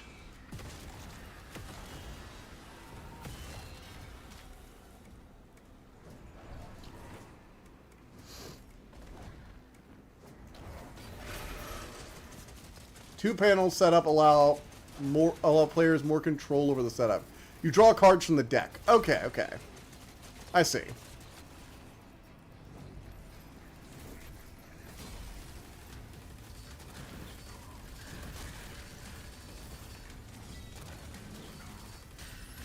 Boom! Break your armor. Bash your face in. Oof. Hey, Mr. Resurrector, stop that nonsense. Don't go resurrecting demons. We kill demons and they stay dead. The thing I love about Cyanide Happiness is it's never really predictable. You draw cards from the deck. So you draw cards from the deck to assemble comic panels. And so does one person, like...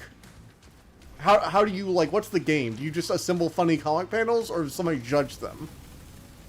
Like, what's the deal? Like, what's, like, how do you win or earn points? Or is it more just like, hey, look, we made a funny? There are only a few cards forced to be put on the end of a punchline, so any card can be a punchline. So any card can be a punchline. Okay. That's interesting. Seems a bit like lol random, but okay.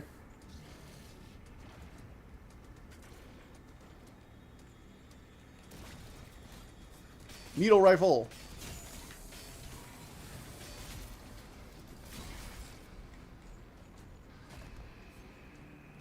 Alrighty. Jump pad! Away! People judge them. I forget if it was a group vote or a single vote. Alright. Boom! Bam!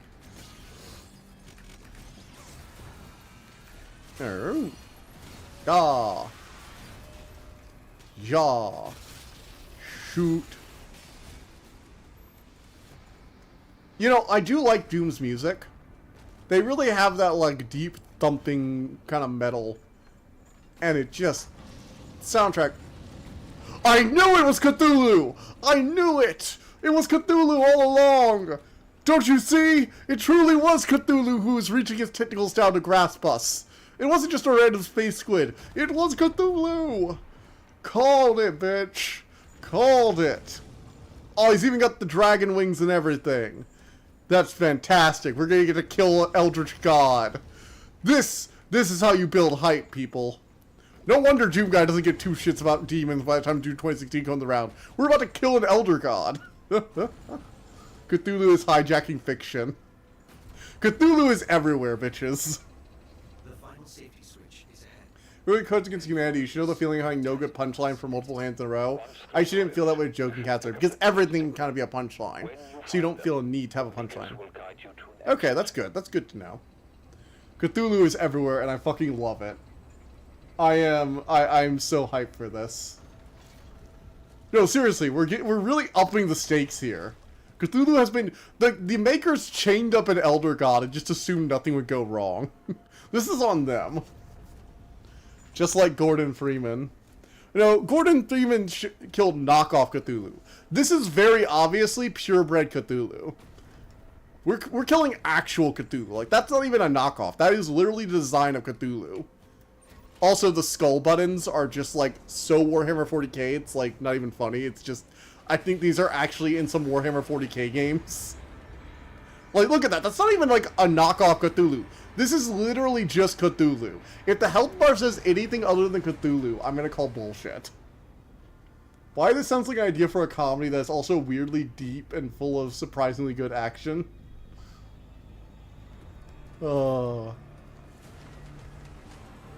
See, that is not, again... Oh, fun, by the way, do you know there's an alien... Do you know there's an alien knockoff set underwater that ends with Cthulhu emerging from the depths? Like actual Lovecraft Cthulhu. They even have the image from the original story of, like, the totem where it's, like, a figure of Cthulhu sitting on it. Underwater is a crazy movie. If you have never seen Underwater, it's an alien knockoff movie. It's so good. It's so fucking great. Cthulhu hijacks fiction. It needs to happen. But no, if you've never seen the movie Underwater, I would highly recommend it. It's a fantastic movie. I remember when I went to watch it in theaters, I saw it in a completely empty theater at like 11 o'clock at night. It started at like 11. I went there because I was bored one evening. And I was like, you know what? Might as well go see it. Theater was completely empty. Theater was completely 100% Ryllu. We're literally just going to the underwater city of Relay. You can't, like, rename the second half of the made-up fantasy word and not have it also just be Cthulhu. I'm sorry. We are literally going to the lost city of Relay. I mean, it's Ryllu, but, like, come on. Ryllu. This is just Cthulhu, baby. They're not even being subtle about this. We have ascended to the realm of dreams. Oh. Oxygen levels depleting. Oh, man. Let's go, everybody, let's go. Let's go, everybody, let's go. Signal lost. Commander Thera. Signal detected. This is actually kind of creepy. Gotta give them props for this. But no, if you've never seen the movie Underwater, if you're looking for like a Cthulhu movie, but that doesn't feel like a Cthulhu movie, and you just feel like Alien but Cthulhu's there, highly recommend. It's a great movie. Like, seriously, I cannot recommend it enough. Also, you really can tell that Hermaeus Mora was just Elder Scrolls Cthulhu.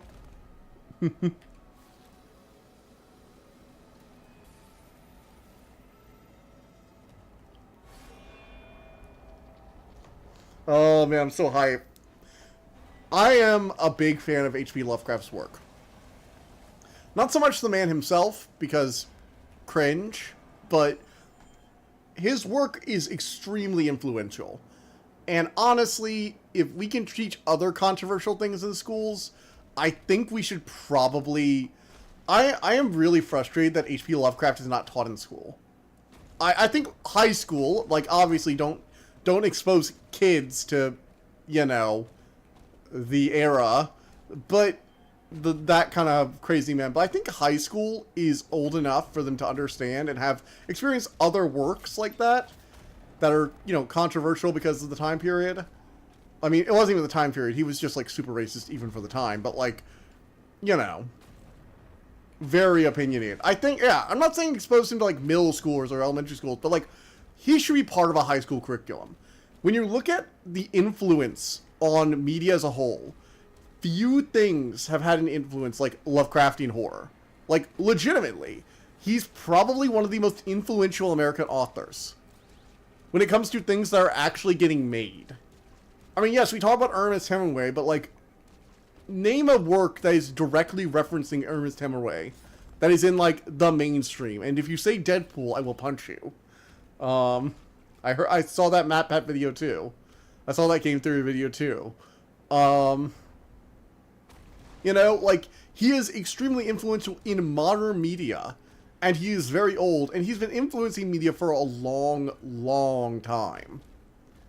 And yet, Deadpool, there was a whole game theory.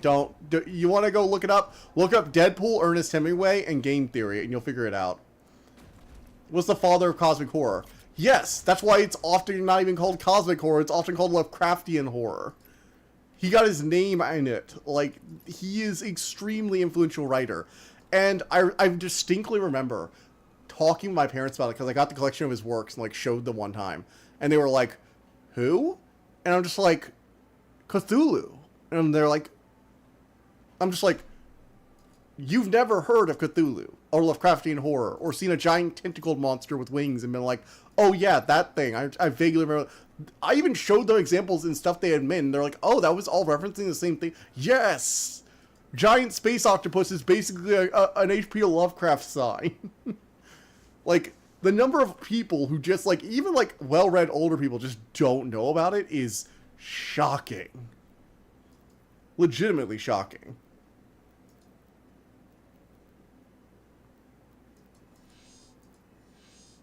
At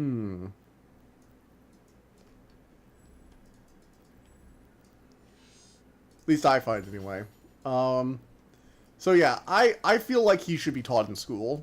He is, regardless of what you think of him, he's an extremely influential writer, and quite frankly, let's be honest here, the American writers, the segment of American writers could use a few more names than, Ernest Hemingway, the person who wrote To Kill a Mockingbird, I forget the author's name, and, like, Edgar Allan Poe.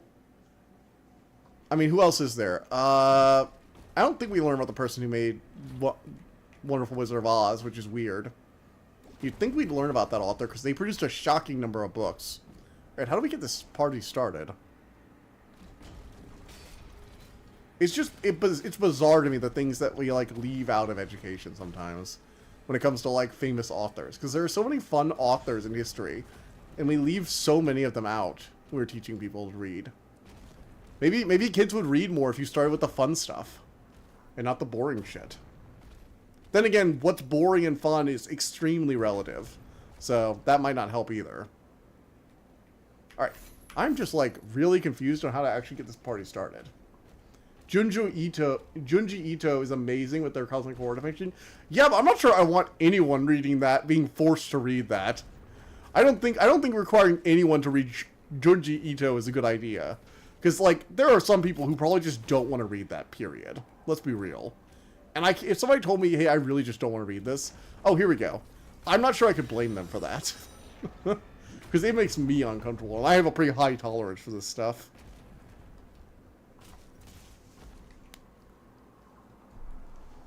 But no, I do think H.P. Lovecraft should be included as an American author you learn about in school. And the fact that he isn't... Walt Whitman. Is that the, How to Kill a Mockingbird author? I'm guessing? Is very good at making your skin crawl. He's uncomfortably good at it. Man is like... I think we talked about this in the last Doom episode. Or last Doom stream. Man is like the most terrifying writer I have ever read anything for. His images make things legitimately terrifying. Actually, one of the things I'm a little weirded out by, we don't learn about the creator of Superman in school. Think about that. No, like, legitimately, think about that. Superman is, like, an icon of American culture when it comes to, like, American characters. And he's old. Like, Superman has been around since, like, what? The early 30s? It's been over a century since Superman was written. And we learn nothing about that in school. It feels weird that we have, like, one of the most influential characters in all of fiction who created entire genres, and they are not serious enough for schools or something.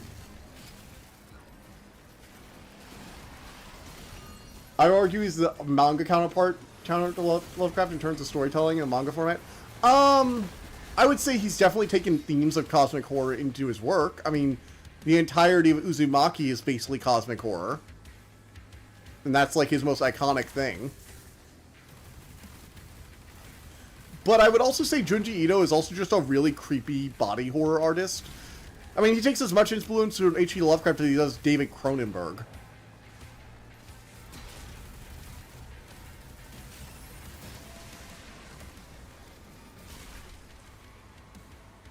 He's the poet that popularized free verse. Okay. I actually don't know much about free verse. I am not a poet kind of guy.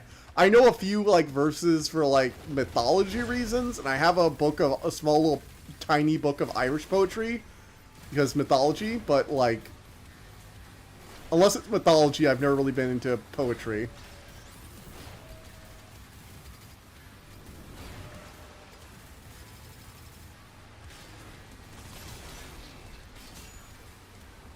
Boom. I think the literature that we learn about in school really needs a rework, because I feel like it hasn't evolved with the times. I feel like it's been a long while since we've added new famous writers, and the fact, again, like, the fact that writers like H.P. Lovecraft, and I mean even just like Steve Ditko and the people who, like, I know people are gonna say, oh, it's comics. I'm sorry, they made one of the most influential characters in all of modern history. At a certain point, once you have literal thousands of copycats, at a certain point they become worth discussing in schools, because they have shaped the history of media and human culture. We like to think of, like, comic books as, like, the modern mythology or whatever. The old one has returned. Wow, they're really just, like, doing this is just Cthulhu, isn't it? I actually just thought about the Superman one. Like, I had already been thinking about H.P. Lovecraft, but now I'm realizing it's like, why don't we talk about the creator of Superman? And, like, period. Like, just why? That's so weird when you think about it. Can you think of any other piece of literature that has had a larger impact on the world? Like, you know, in the sense of the scale of which it is influenced.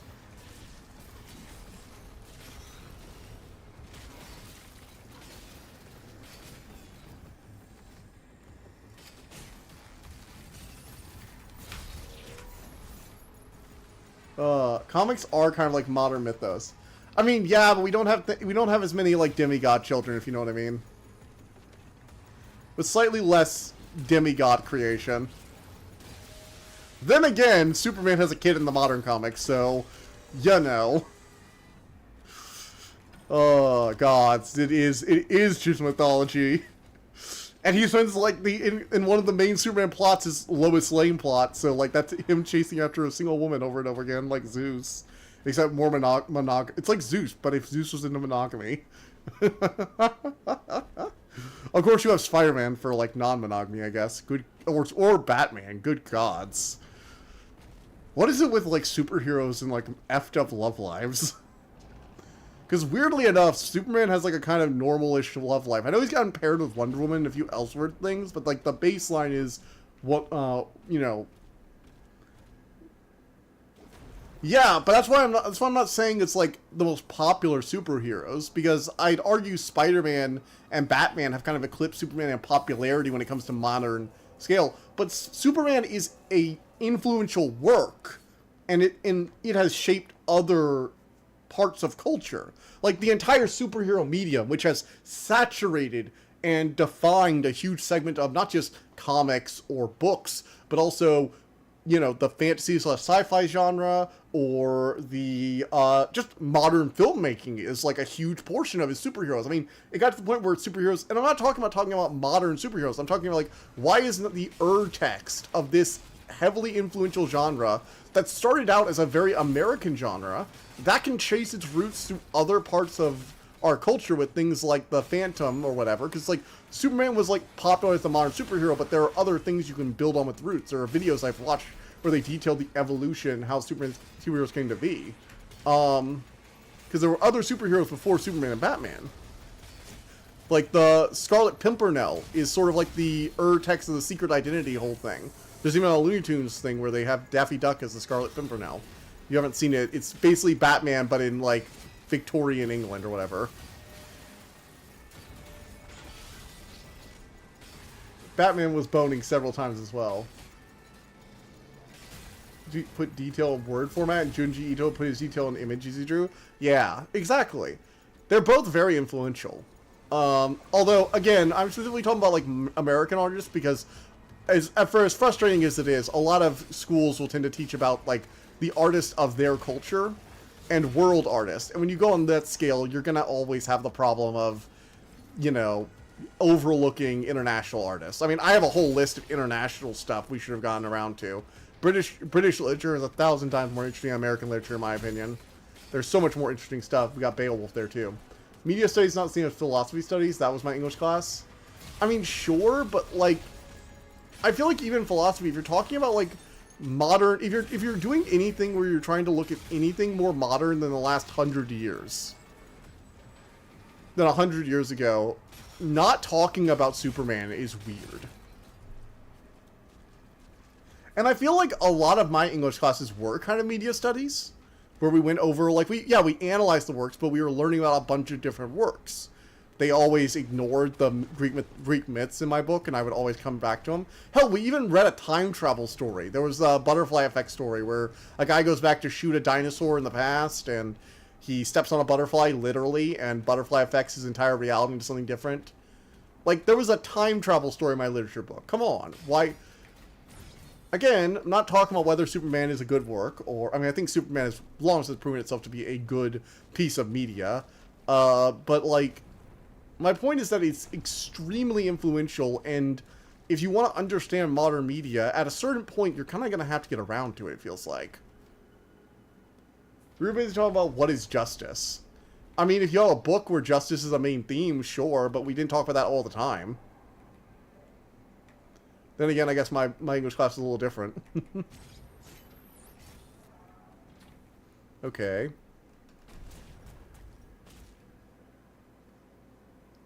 Never really interested me as good. I'd recommend, honestly, just like a bunch, there's plenty of modern comics. All-Star Superman I've heard is really good.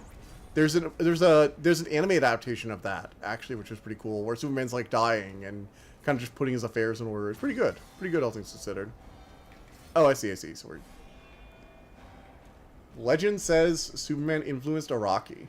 Huh. I didn't know. I have not heard that one. I've heard a lot of rumors, but I have not heard that one. I could see it, I guess.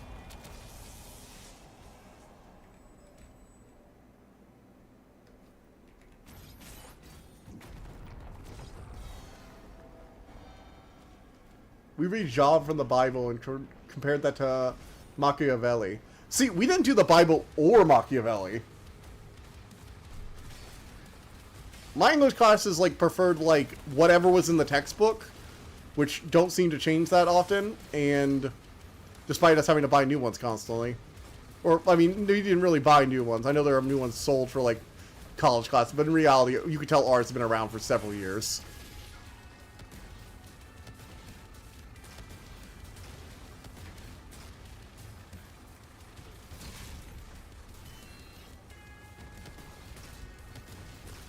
Eat rocket launcher.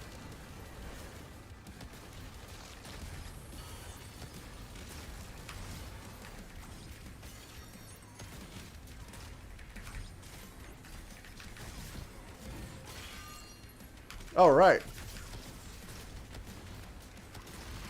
Oh man, I need to use the rocket launcher more often. I was in an honors class though.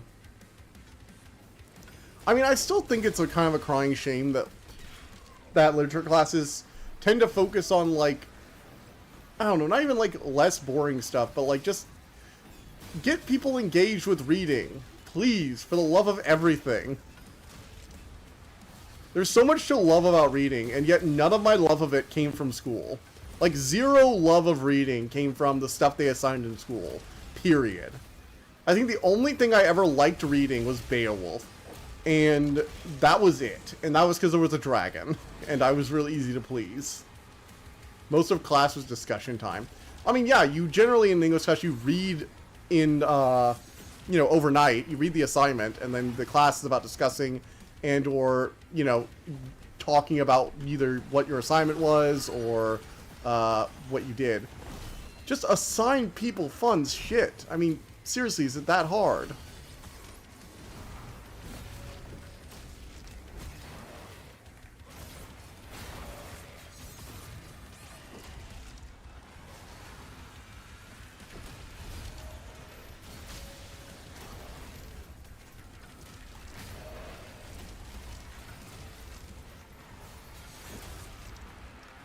Ugh.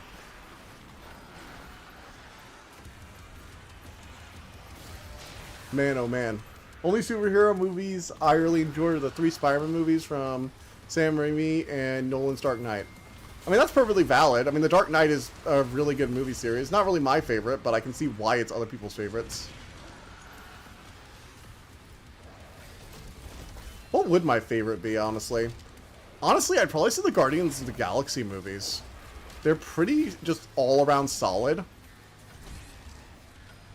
Although I do have a little really soft spot for the original Avengers movie. That movie is like perfection. Sorry, I go to school to learn. Then learn about fun things.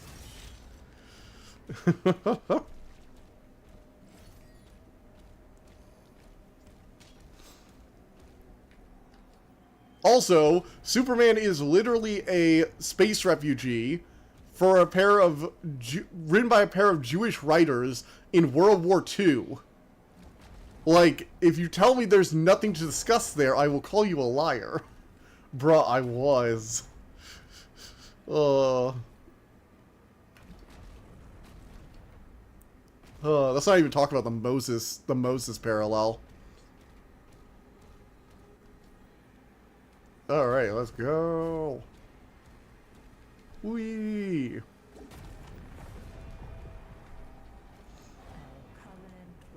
Dark Realm is sealed. Okay.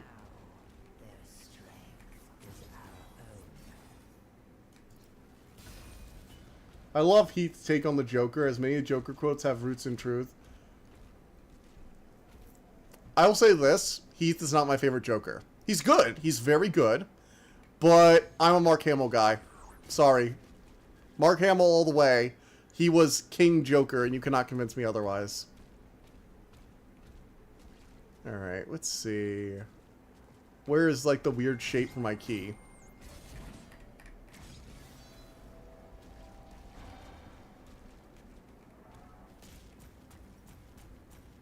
Ooh. We teach you that life sucks, is unfair, and can't count institutions to make its job. Heath is very good at the Joker, though. I will say that. He's one of the best Jokers. He's just not the best for me.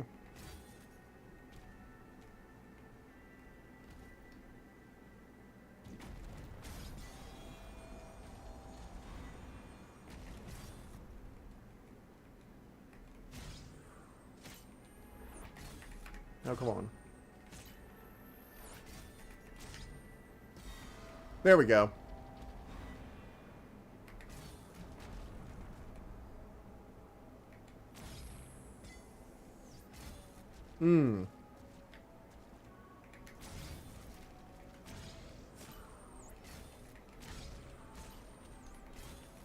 Okay, so that's really annoying. True, agreed, Nerdo.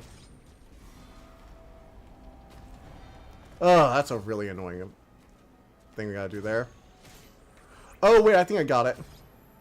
So we're gonna throw it in here.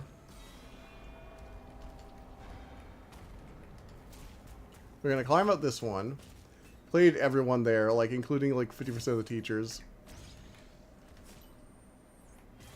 Ah! I need to get up here and then throw it into the holster and then jump while things are changing. Damn it! I keep doing it wrong. I also love The Dark Knight for commentary on life you take from it. In many dark truths we like to ignore. Yeah, people do have a tendency to wanting to ignore problems in the hopes they'll just go away and not deal with them themselves. Honestly, one of the things I love is that I've seen this a few different times. I don't know where the original post of it is. I know there are a lot of people who posted something similar, which is like, all of Batman's villains could probably be his arch enemy, but we choose the fucking clown. Essentially, is the joke. Like, we have a Two-Face that could represent his dual identities, but he's not the main villain, it's a fucking clown. We have... Oh, god damn it. I hate this puzzle. I feel like I'm either doing something wrong or not, but I don't know what it is.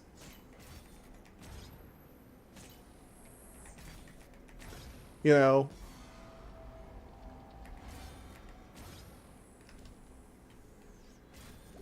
Oh my god.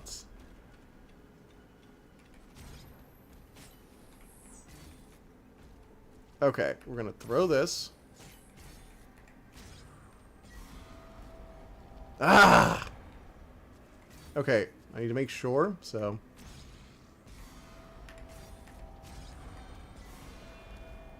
Damn it! Alright, what am I doing wrong here? I have to be doing something wrong, because this cannot be this kind of timing to get over here. Maybe it really is... I just need to stand on the edge, maybe? Okay, so if I stand on the very edge here, I should be able to throw it in there. Okay, I got it. So, we need to do it like this. Right at the spot.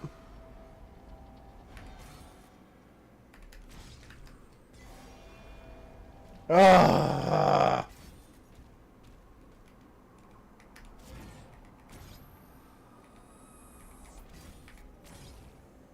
God damn. That time where Joko got terrified by Owlman. I actually don't know that. I haven't read too many of the comics. Oh man, oh man, oh man. Okay, even that doesn't work. What the actual hell am I missing here?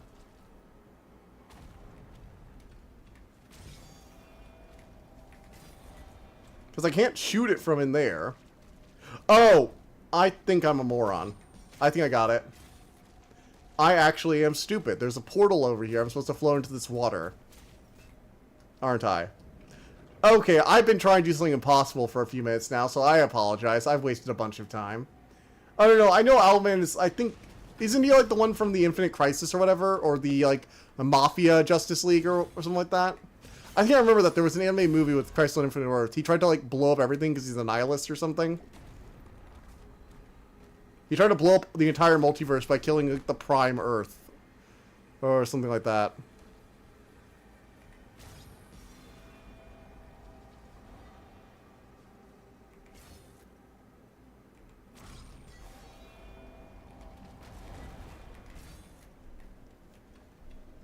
Oh, wait, I see.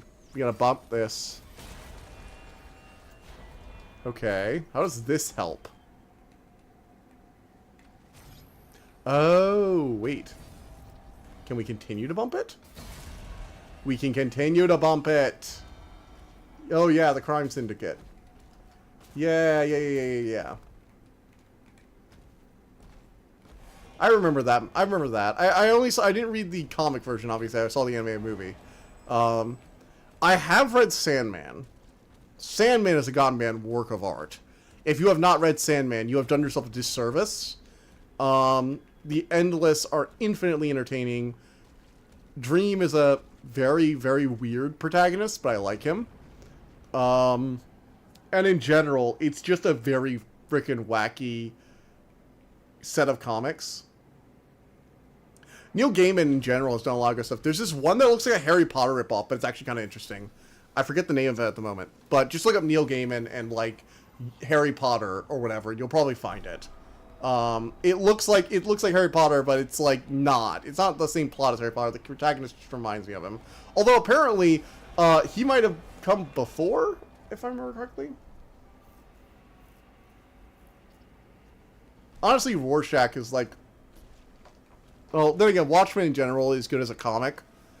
I don't know. Watchmen is one of those things where it's like I can see how good the comic is. It's not my favorite. Batman the Joker was disturbingly dark, but I can't remember the name. I mean, there are a lot of really dark Batman comics. I mean, Batman was like one of the only characters they were doing like the R-rated Black Label comics for a time. He was like nearly synonymous with the, ultra-violent comics for a while, if I remember correctly.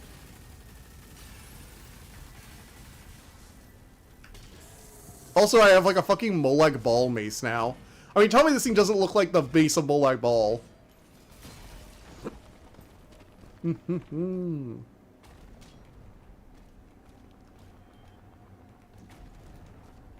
This one comic about the Batman and the Joker that was disturbingly dark. Now, one thing I've always heard about that's really good, but I've never, like, read, or I've never seen an adaptation of, is the Superior Spider-Man comics. Because whenever I watch videos about people who, like, really like Spider-Man, one of the things they'll always bring up is, like, the Superior Spider-Man comics, which is apparently a plot line where Doc Ock transferred his mind into Peter Parker's body, but before Peter could get back in his body, he died in Ock's old man body. And as he was dying, Peter, like, shares all his memories, and Doc Ock suddenly realizes all the shit Peter Parker had done to save the world all those times, and feels guilty, and now, like, feels like he doesn't want to live that life, but with his last words, Peter is like, well, it sucks to suck, but people need Spider-Man, so you've got to be better. And apparently that's a whole plot line. It's comics, so it doesn't stay that way, obviously, but I've heard about it a lot. I've heard it's really good. And Watchmen, starting World War III. Well, okay, so here's the interesting thing. In the comic, it wasn't starting World War III. In the comic, they just created... It was a false alien attack, actually. They summoned this, like, weird alien monster and created a fake alien attack. Basically, they teleported a gigantic octopus all over the world using Dr. Manhattan's teleport powers to make it look like he was the one who summoned the aliens or something to unite the world. No, actually, it wasn't even Dr. Manhattan. They didn't blame Dr. Manhattan for starting World War III in the comics. It was literally just alien... basically, Ozymandias faked an alien invasion. And it's the same thing where Rorschach wants to tell everyone the truth. I guess it's a bit better. Yeah. The comics are generally better than the movie when it comes to Watchmen. Like, a lot of people say it's a very good comic adaptation. I'm like, yeah, it's a very good comic adaptation. Comic's still better. And I read the comic afterwards. Like, I was, like, getting into comics, and people recommended it as, like, one of the, you know, foundational comics that everybody kind of reads eventually. The ones that are, like, the absolute classics. I will say this. Despite all the artistic stuff in The Killing Joke, The Killing Joke is just whatever to me.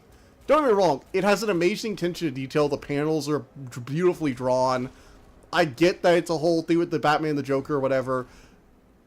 I'm gonna be honest, I just don't get why people love it so much. Genuinely don't. It's very well made, but I just don't think it's that interesting. Movie kind of killed my drive to read the comic. That's fair. Just like an adaptation can make you want to read something, it can also make you not want to read something. Bad adaptations can destroy people's a desire to experience the original. Activated. I'm gonna go through the secondary path first. I think very much so. Let's see. Ooh, secret. Hey, look, I found a toy.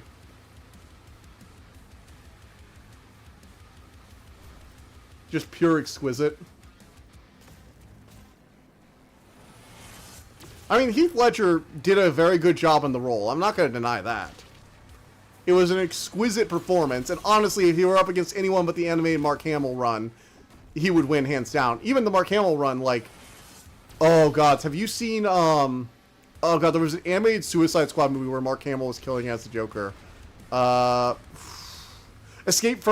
Assault on Arkham, I think it's called.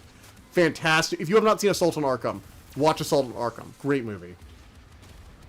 I mean, I have a copy of the comic. So, same. I mean, I used to work at a bookstore, so, you know, obviously I've grabbed a few comics. Oh, actually, one comic I really enjoy is The Umbrella Academy. Watching the show made me want to read the comic, because it's actually very different, but at the same time also still very faithful. Like, the comic and the show are extremely different pieces of work, but they still follow a lot of the same beats, and generally I would say they're very weirdly similar for how different they are at the same time. Seeing where Batman interrogates the Joker is he can't bribe or negotiate with. Yeah. He can't just scare him into submission like he can't allow the criminals. The cowardly bunch they are.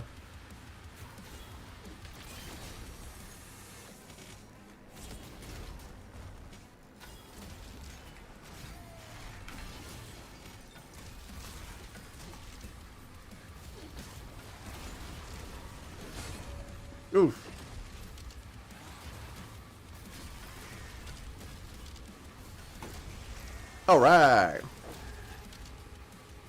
Enemy that understands him completely. It's like, you're law, I'm chaos. Let's do this. You're law, I'm chaos. Let's do this. Let's get some D&D anti-alignment stuff going on here. Let's go back to the D&D alignment chart for this one.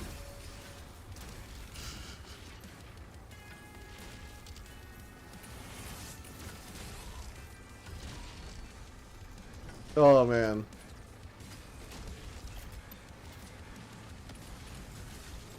Actually, one of the interesting things I apparently found out... So, this was from... so, I originally read this as a...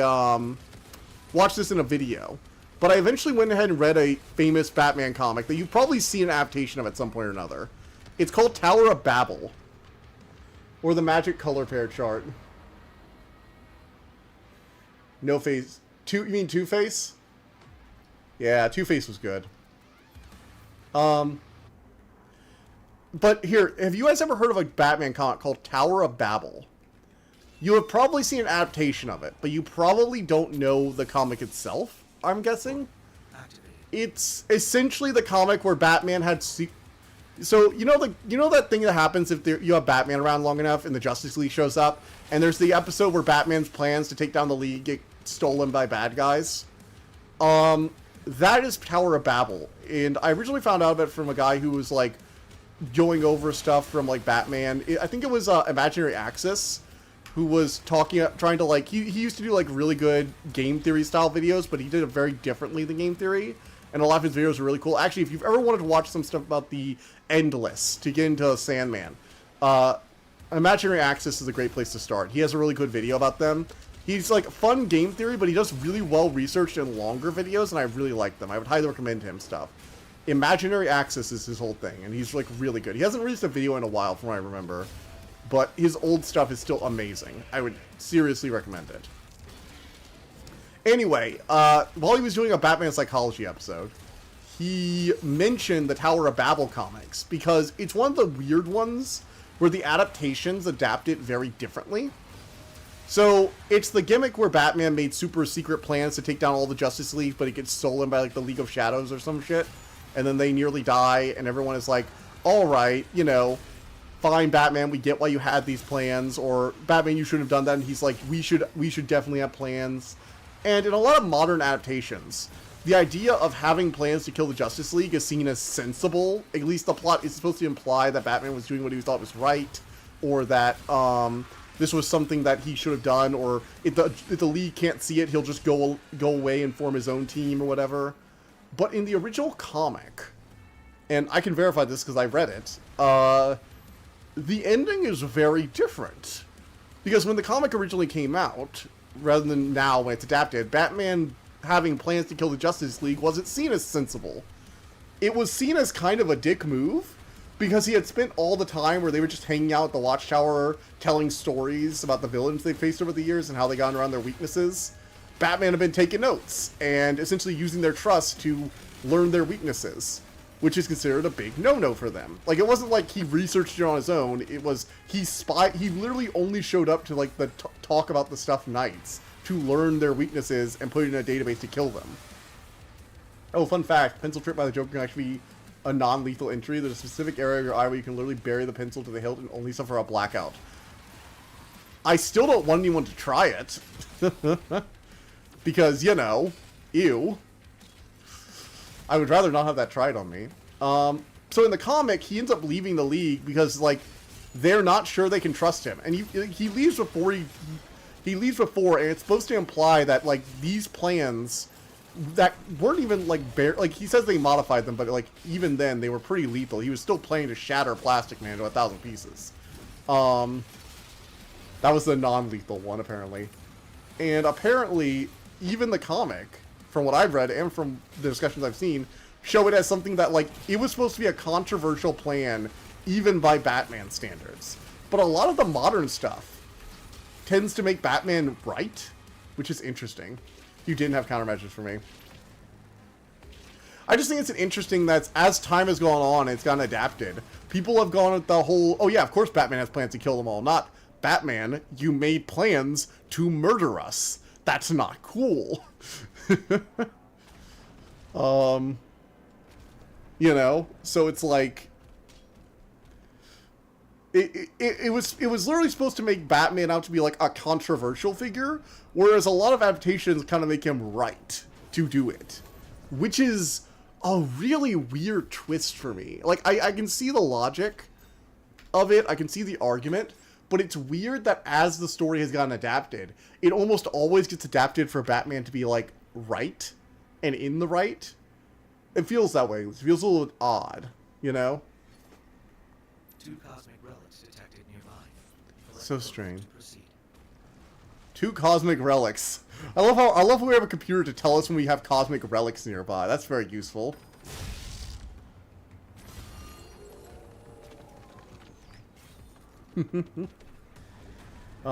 So yeah, I've read a few comics over the years, but I more read like one-off isolated stuff, not so much long-running series. Like, it's why I haven't run Superior Spider-Man or whatever. The only long-running series I ever read was the Ultimate Fantastic Four, and I left the minute that they started doing a Crisis-style Infinite event, or whatever, with Ultimatum. I just left. Just hands down left.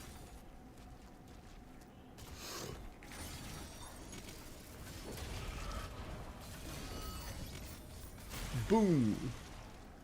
But no, I do think at this point, like, comics have been around long enough, and have become influential enough, that I'm like, yeah, why the hell don't we have... like, learn a bit about famous authors in school. The same way we learn about famous painters or famous filmmakers. I mean, I guess filmmakers too. We don't really learn about famous filmmakers, but films have been around for about as long. Like, black and white movies are only a few decades older than comics. I feel like new mediums don't get the I guess historical respect in classes. I guess, to be fair, when I was in school, it would have been a little under a century, so maybe you had to be at least a century old to get into a history textbook. But that seems weird, because I know that there were, like, more modern World War II, World War I stuff, and that was around the same time. But that's like a major war, I guess. More media study in school would be nice. Logic we get is a group of gods walking out on Earth, walking with unchecked authority. They're on a side now, but if we... Yeah, that's kind of... I guess it is kind of also the cynic.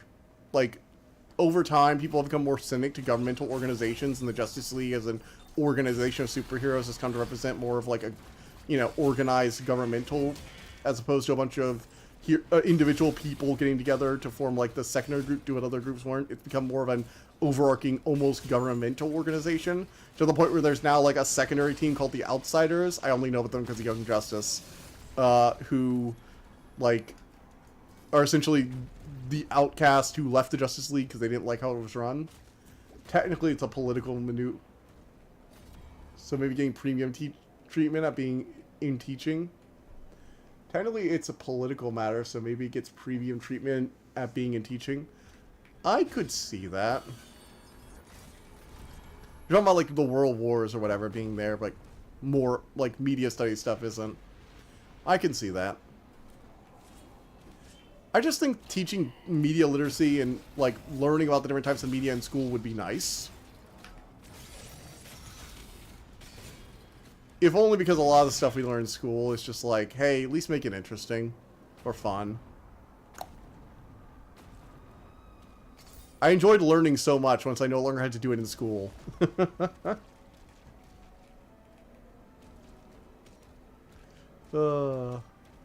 That's how heroes are in society in times of war. Their value and peace they achieve is seen as liability. Ugly truth of convenience. I mean, yeah, Rambo was telling us that story back in, like, the, what, 80s? Or 90s? I forget. When did the first Rambo movie come out? Was it the 90s? Or the 80s? I forget. I mean, the original Rambo movie, that was, like, literally its thing, right?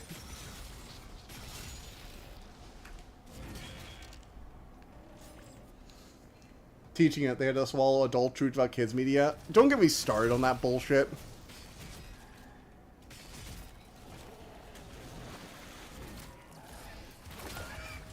The hatred I have for... I don't even hate Disney for it, because it's not their fault that the entire animation industry got kitty pigeonholed. Japan has adult animation. They got through it just fine. But if we want anything that's not like an adult comedy, we have to basically just either watch anime or watch something inspired by anime. Because the US, despite US basically inventing animation, we decided we didn't want to make adult animation. Drives me insane. It also drives me insane when For All Ages is described as kids, because there are plenty of kids' works that are perfectly serviceable for adults, and just because your generation grew up in the era of Transformers, I'm sorry Transformers fans, but you know it to be true, where it was essentially a glorified toy commercial, doesn't mean modern kids media has to be a glorified toy commercial, or equally as vapid. And yes, I know there have been, like, some deeper Transformers stuff, and some, you know, interesting parts of whatever. I'm just saying the vast majority of things like Thundercats or Transformers were essentially just giant commercials for kids, and they didn't exactly do the we swear animation is actually for all ages thing a lot of service.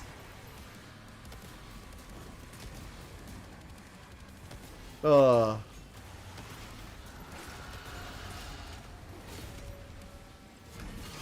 actually a really good video. I actually just watched a whole video a little while ago about the divergent development of animation. Oh man, I actually no wait 1 second. Actually, I just watched a video about this. That was like wholly about the divergent types of animation. 1 second, I'm gonna post it in the Discord chat real quick. Animation. Search in my history. Grab the link. No, it was a really good video though. And it showed like a ton of really cool stuff. I'm waiting while that's loading. Oh, here it is. Do. No. No. I'll post it later. No, there's like a whole video though that goes over like the entirety from like all the way back to like Snow White, all the way through like the US animation boom. Talks about like Betty Boop and Felix the Cat. It goes into details on early animation in Japan, like the Mighty Atom, the whole Tezuka like thing. It's a wonderful like resource if you want to know the ways that US differed from Japan in its animation development. It's a fantastic video, and I will post it as soon as I am able. Probably during the next cutscene. I'll probably pull it up during the next like big cutscene.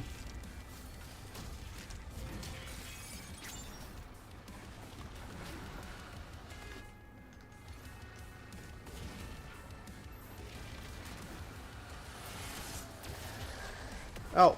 Ow, oh.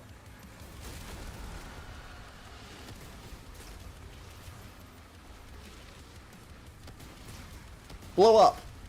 Blow up already, you asshole.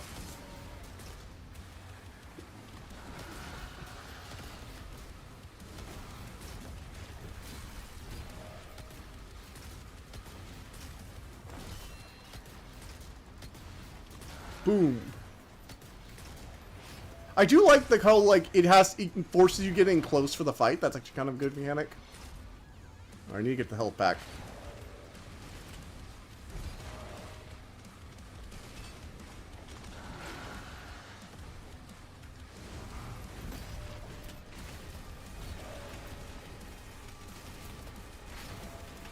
Shoot it, shotgun blast!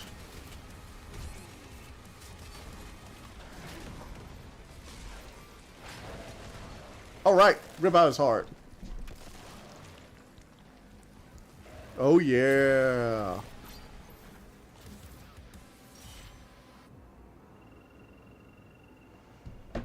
Oh man.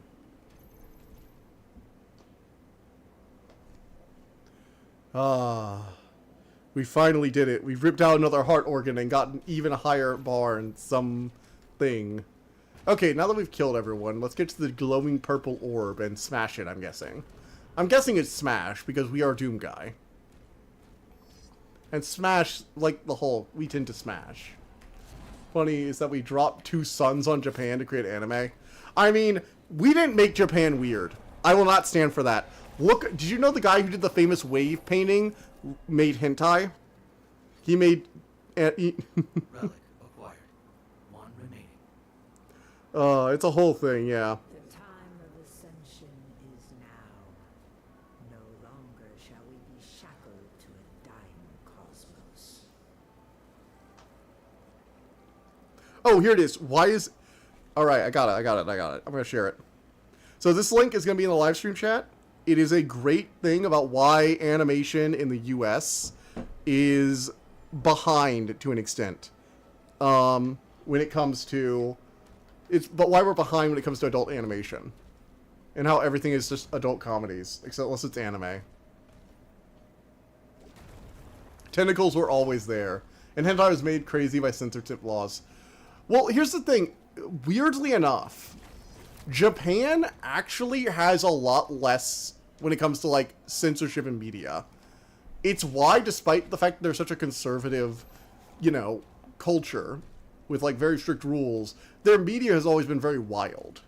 Now, there have definitely been some things historically, like there was the whole Christianization thing. Christianity was banned after a revolution, but that's a whole different story. That was, like, way, way further back when, like, you know, centuries ago. It's not just that, actually. It has to do with a lot of things. The video is a pretty good resource, I'd say, over the whole thing.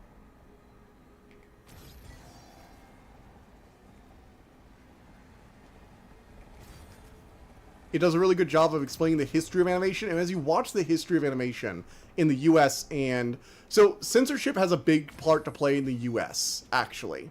See, in the US, we had the Hays Code. And the Hays Code, and the basic point of the video, is that the Hays Code kind of kicked in right as animation got on TV. And think about that. Like, the Hays Code, the super restrictive laws about what you could put on TV, kicked in right as animation was on TV. And so with all those restrictions, it was easier to make it just for kids. And after a while, after you see only kids stuff in animation, it becomes easy to think of it as only for kids. It was this weird... Animation popped up during a period of extreme backlash to cultural differences. And as a result, during the foundational years of animation, it became more so like that. And they even bring up that before the Hays Code, there were plenty of adult animations on, not on TV necessarily, but in movie theaters, like Felix the Cat or Betty Boop, whose whole thing was she constantly lost her freaking skirt, which, tell me that isn't literally just anime right there. Like, that's the same thing anime was doing.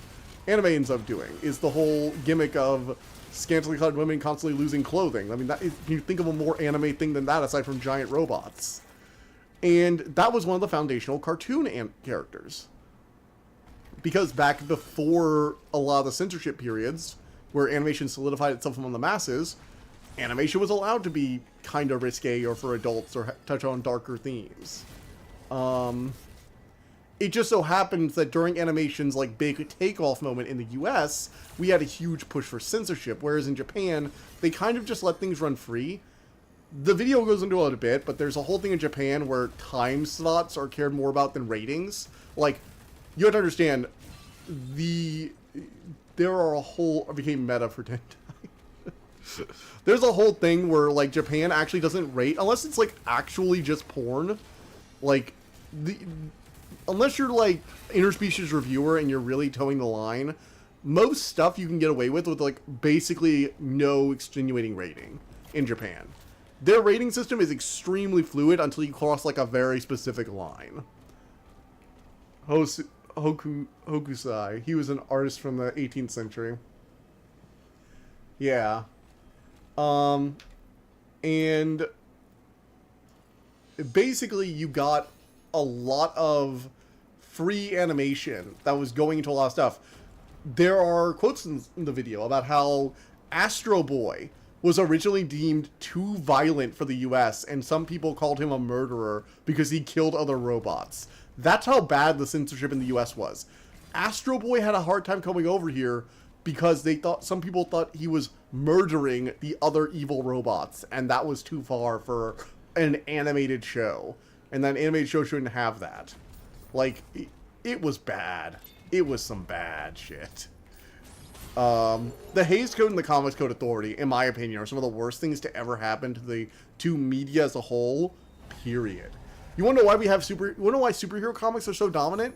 They weren't always. Horror comics used to rule the roost. Comics used to be mostly horror and thrillers, with like crime drama kind of stuff. Because turns out people like that stuff. But then the Comics Code Authority came, said all gruesome violence is off the table, and they got, like, banned from being sold in comic book stores.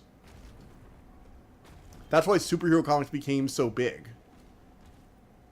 The censorship could have definitely popularized it.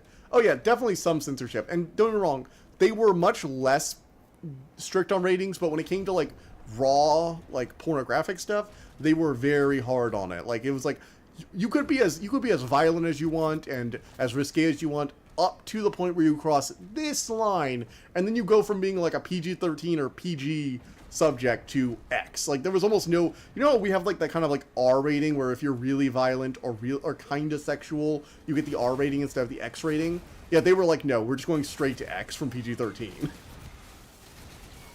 That's the weird thing with Japan's censorship. It's why shows like Jujutsu Kaisen that are aimed at teenagers can have like just gruesome murder in it and it not be a big deal.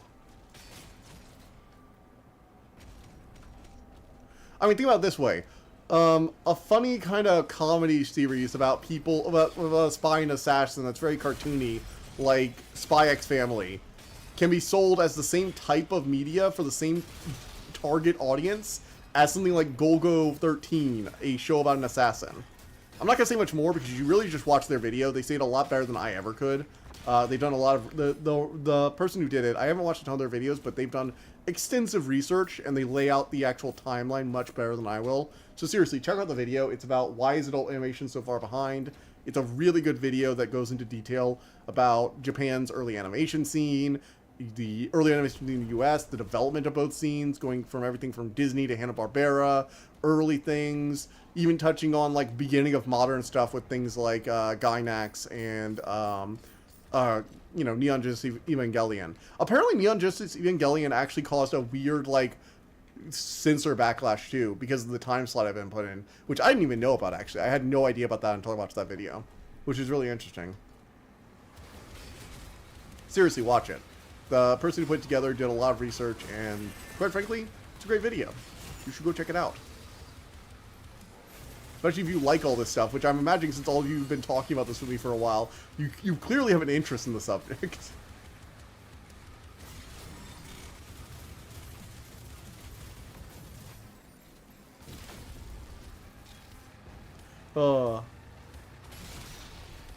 Alrighty.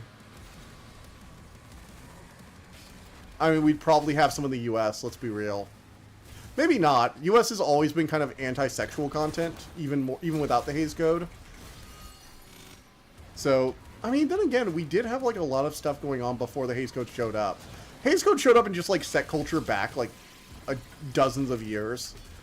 Also, I feel like we're having another push for that kind of censorship again recently, and it's just driving me a bit insane. Ugh.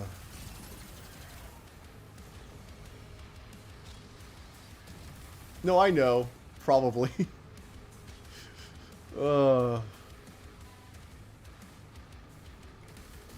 Again, I do genuinely feel like the Hays Code was one of the most damaging things to culture in years.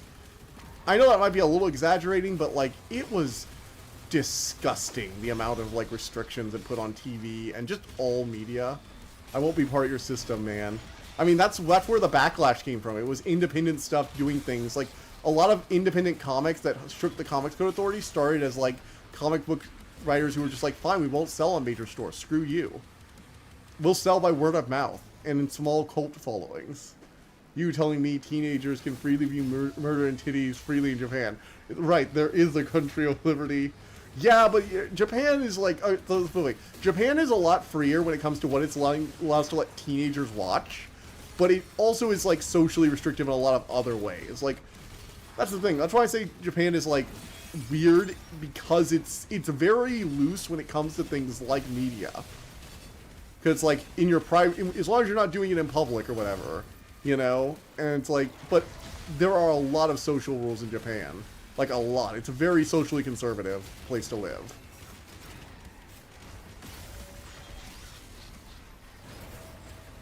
But hey, if teenage you would probably have gotten a kick out of it, although you probably wouldn't have enjoyed the constant exams of Japanese schools. Though I do think Japanese schools have a cool system where they do like the trimester instead of semester. So you still have large like month-long breaks, but they're split across like 3 different semesters. So you don't have like one large summer break, but you have a summer vacation and a winter vacation and a spring vacation, as like you know, that are all like your winter, spring, and summer breaks all collected together and then divided equally instead of unequally. Which I actually think is a better system because it keeps you learning throughout the year so you don't forget everything over summer break. You're telling me teenagers. So you do have 3 semesters. You don't have a 2-month-long summer break. You have like a 1-month summer break and a 1-month winter break and a 1-month spring break. And you go to school all year round. You have to take a bunch of tests, like constantly. You're really stressed out. You're supposed to find one job and work it for the rest of your life. You're not supposed to really have friends outside of the co-workers at your job. Unless you have like really old friends you still know and see for lunch every once in a while. It's weird. Because from the media, you would expect them to be, like, really socially liberal, right? But, like, they're not. They tend to be very socially conservative, but they allow for a lot more free speech in their media. Because I guess as long as you're not showing it at the family dinner, it's fine. Which is, I think that's interesting. Vacations. They aren't vacations if you still do... I mean, in that case, we don't have a summer vacation either. We have required reading these days. Have you never had required reading over the summer? I mean, I've had essays over winter break before. And spring break, honestly. Even summer I've had stuff where, like, it is just fantasy. Exactly, it's just fantasy. I guess that's fair. It's their fantasy. That explains so much. Use. Let's put together the Eldritch Key. Ooh, look, tentacles. Even the keys have tentacles. And they wonder why people stopped having babies. I mean, I feel like people stopped having babies because it wasn't, like, financially viable anymore, but that's just me. I never planned to have one because I just didn't feel like having a kid or raising a kid. I don't think I would do a good job. I can barely pay attention to myself. I'm not responsible enough to be responsible for a whole-ass human being. And I can acknowledge that I'm not responsible enough to be responsible for a whole-ass human being. That was my choice to do honors English. I guess I was already in the gifted program, so I already had to do honors English anyway. I mean, it wasn't honors, but it was like, you know. I had required reading over the summer. I also had the accelerated reader program where we had to read a certain number of books and then take the accelerated reader tests. So that was a whole thing too. Accelerated reader tests were weird because a lot of the books I liked were like shorter or medium-sized books, and unless your book was like really large, it wasn't worth a ton of points, which was really frustrating for me. It did force me to read more things though, which is why I am in favor of the accelerated reader program.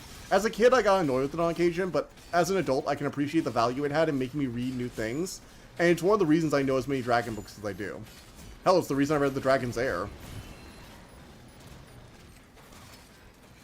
Work culture is hell in America, it's worse in Japan. Yeah, exactly. I mean, they also just don't like firing people. So, like, one of the things they'll do, instead of firing you, is lock you in a room with nothing to do each day until you quit on your own. Because they don't want to fire you. They'd rather you just leave. Or become productive. Your choice. Which is kind of messed up, because they're essentially putting you in isolation until you decide to give up and go home.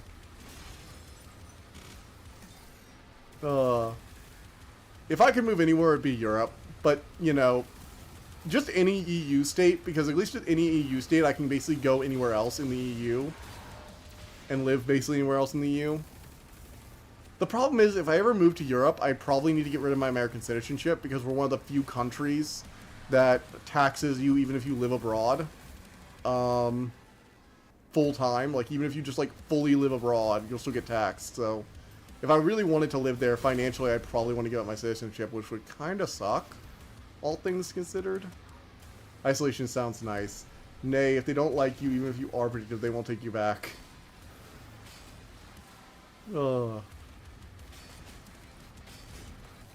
It's all about that social. It's all about that social engineering over there.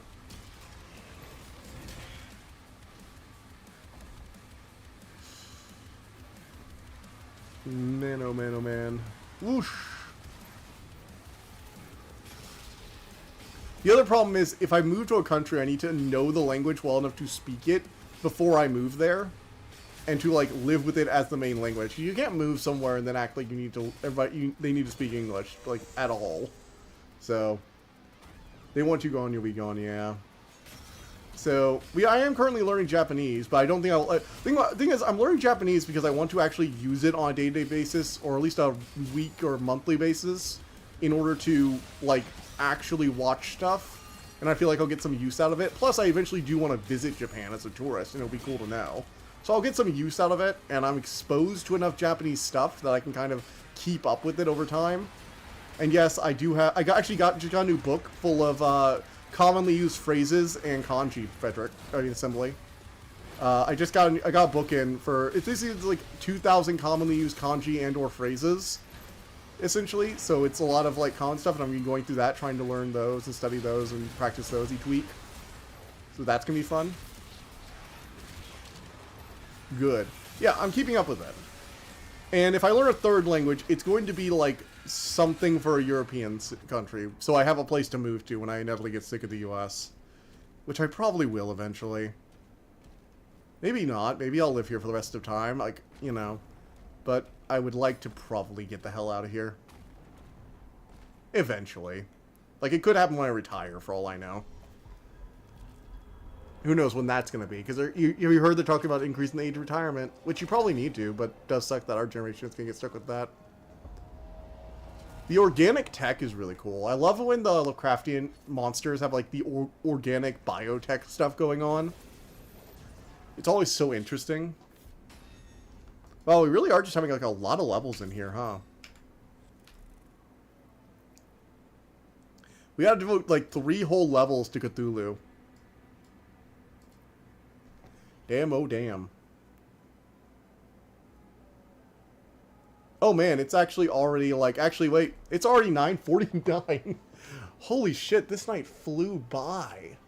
I gotta get going, guys, so I guess this is actually it. I will see you guys all next time. We will have to beat up Cthulhu next time. I'm sorry, everybody. I'm really sorry. We'll have to beat up Cthulhu next time. So I will see you all on Thursday for the continuation of Expedition 33. I'm so hyped for that one. Like, so hyped. But, yeah. See you guys.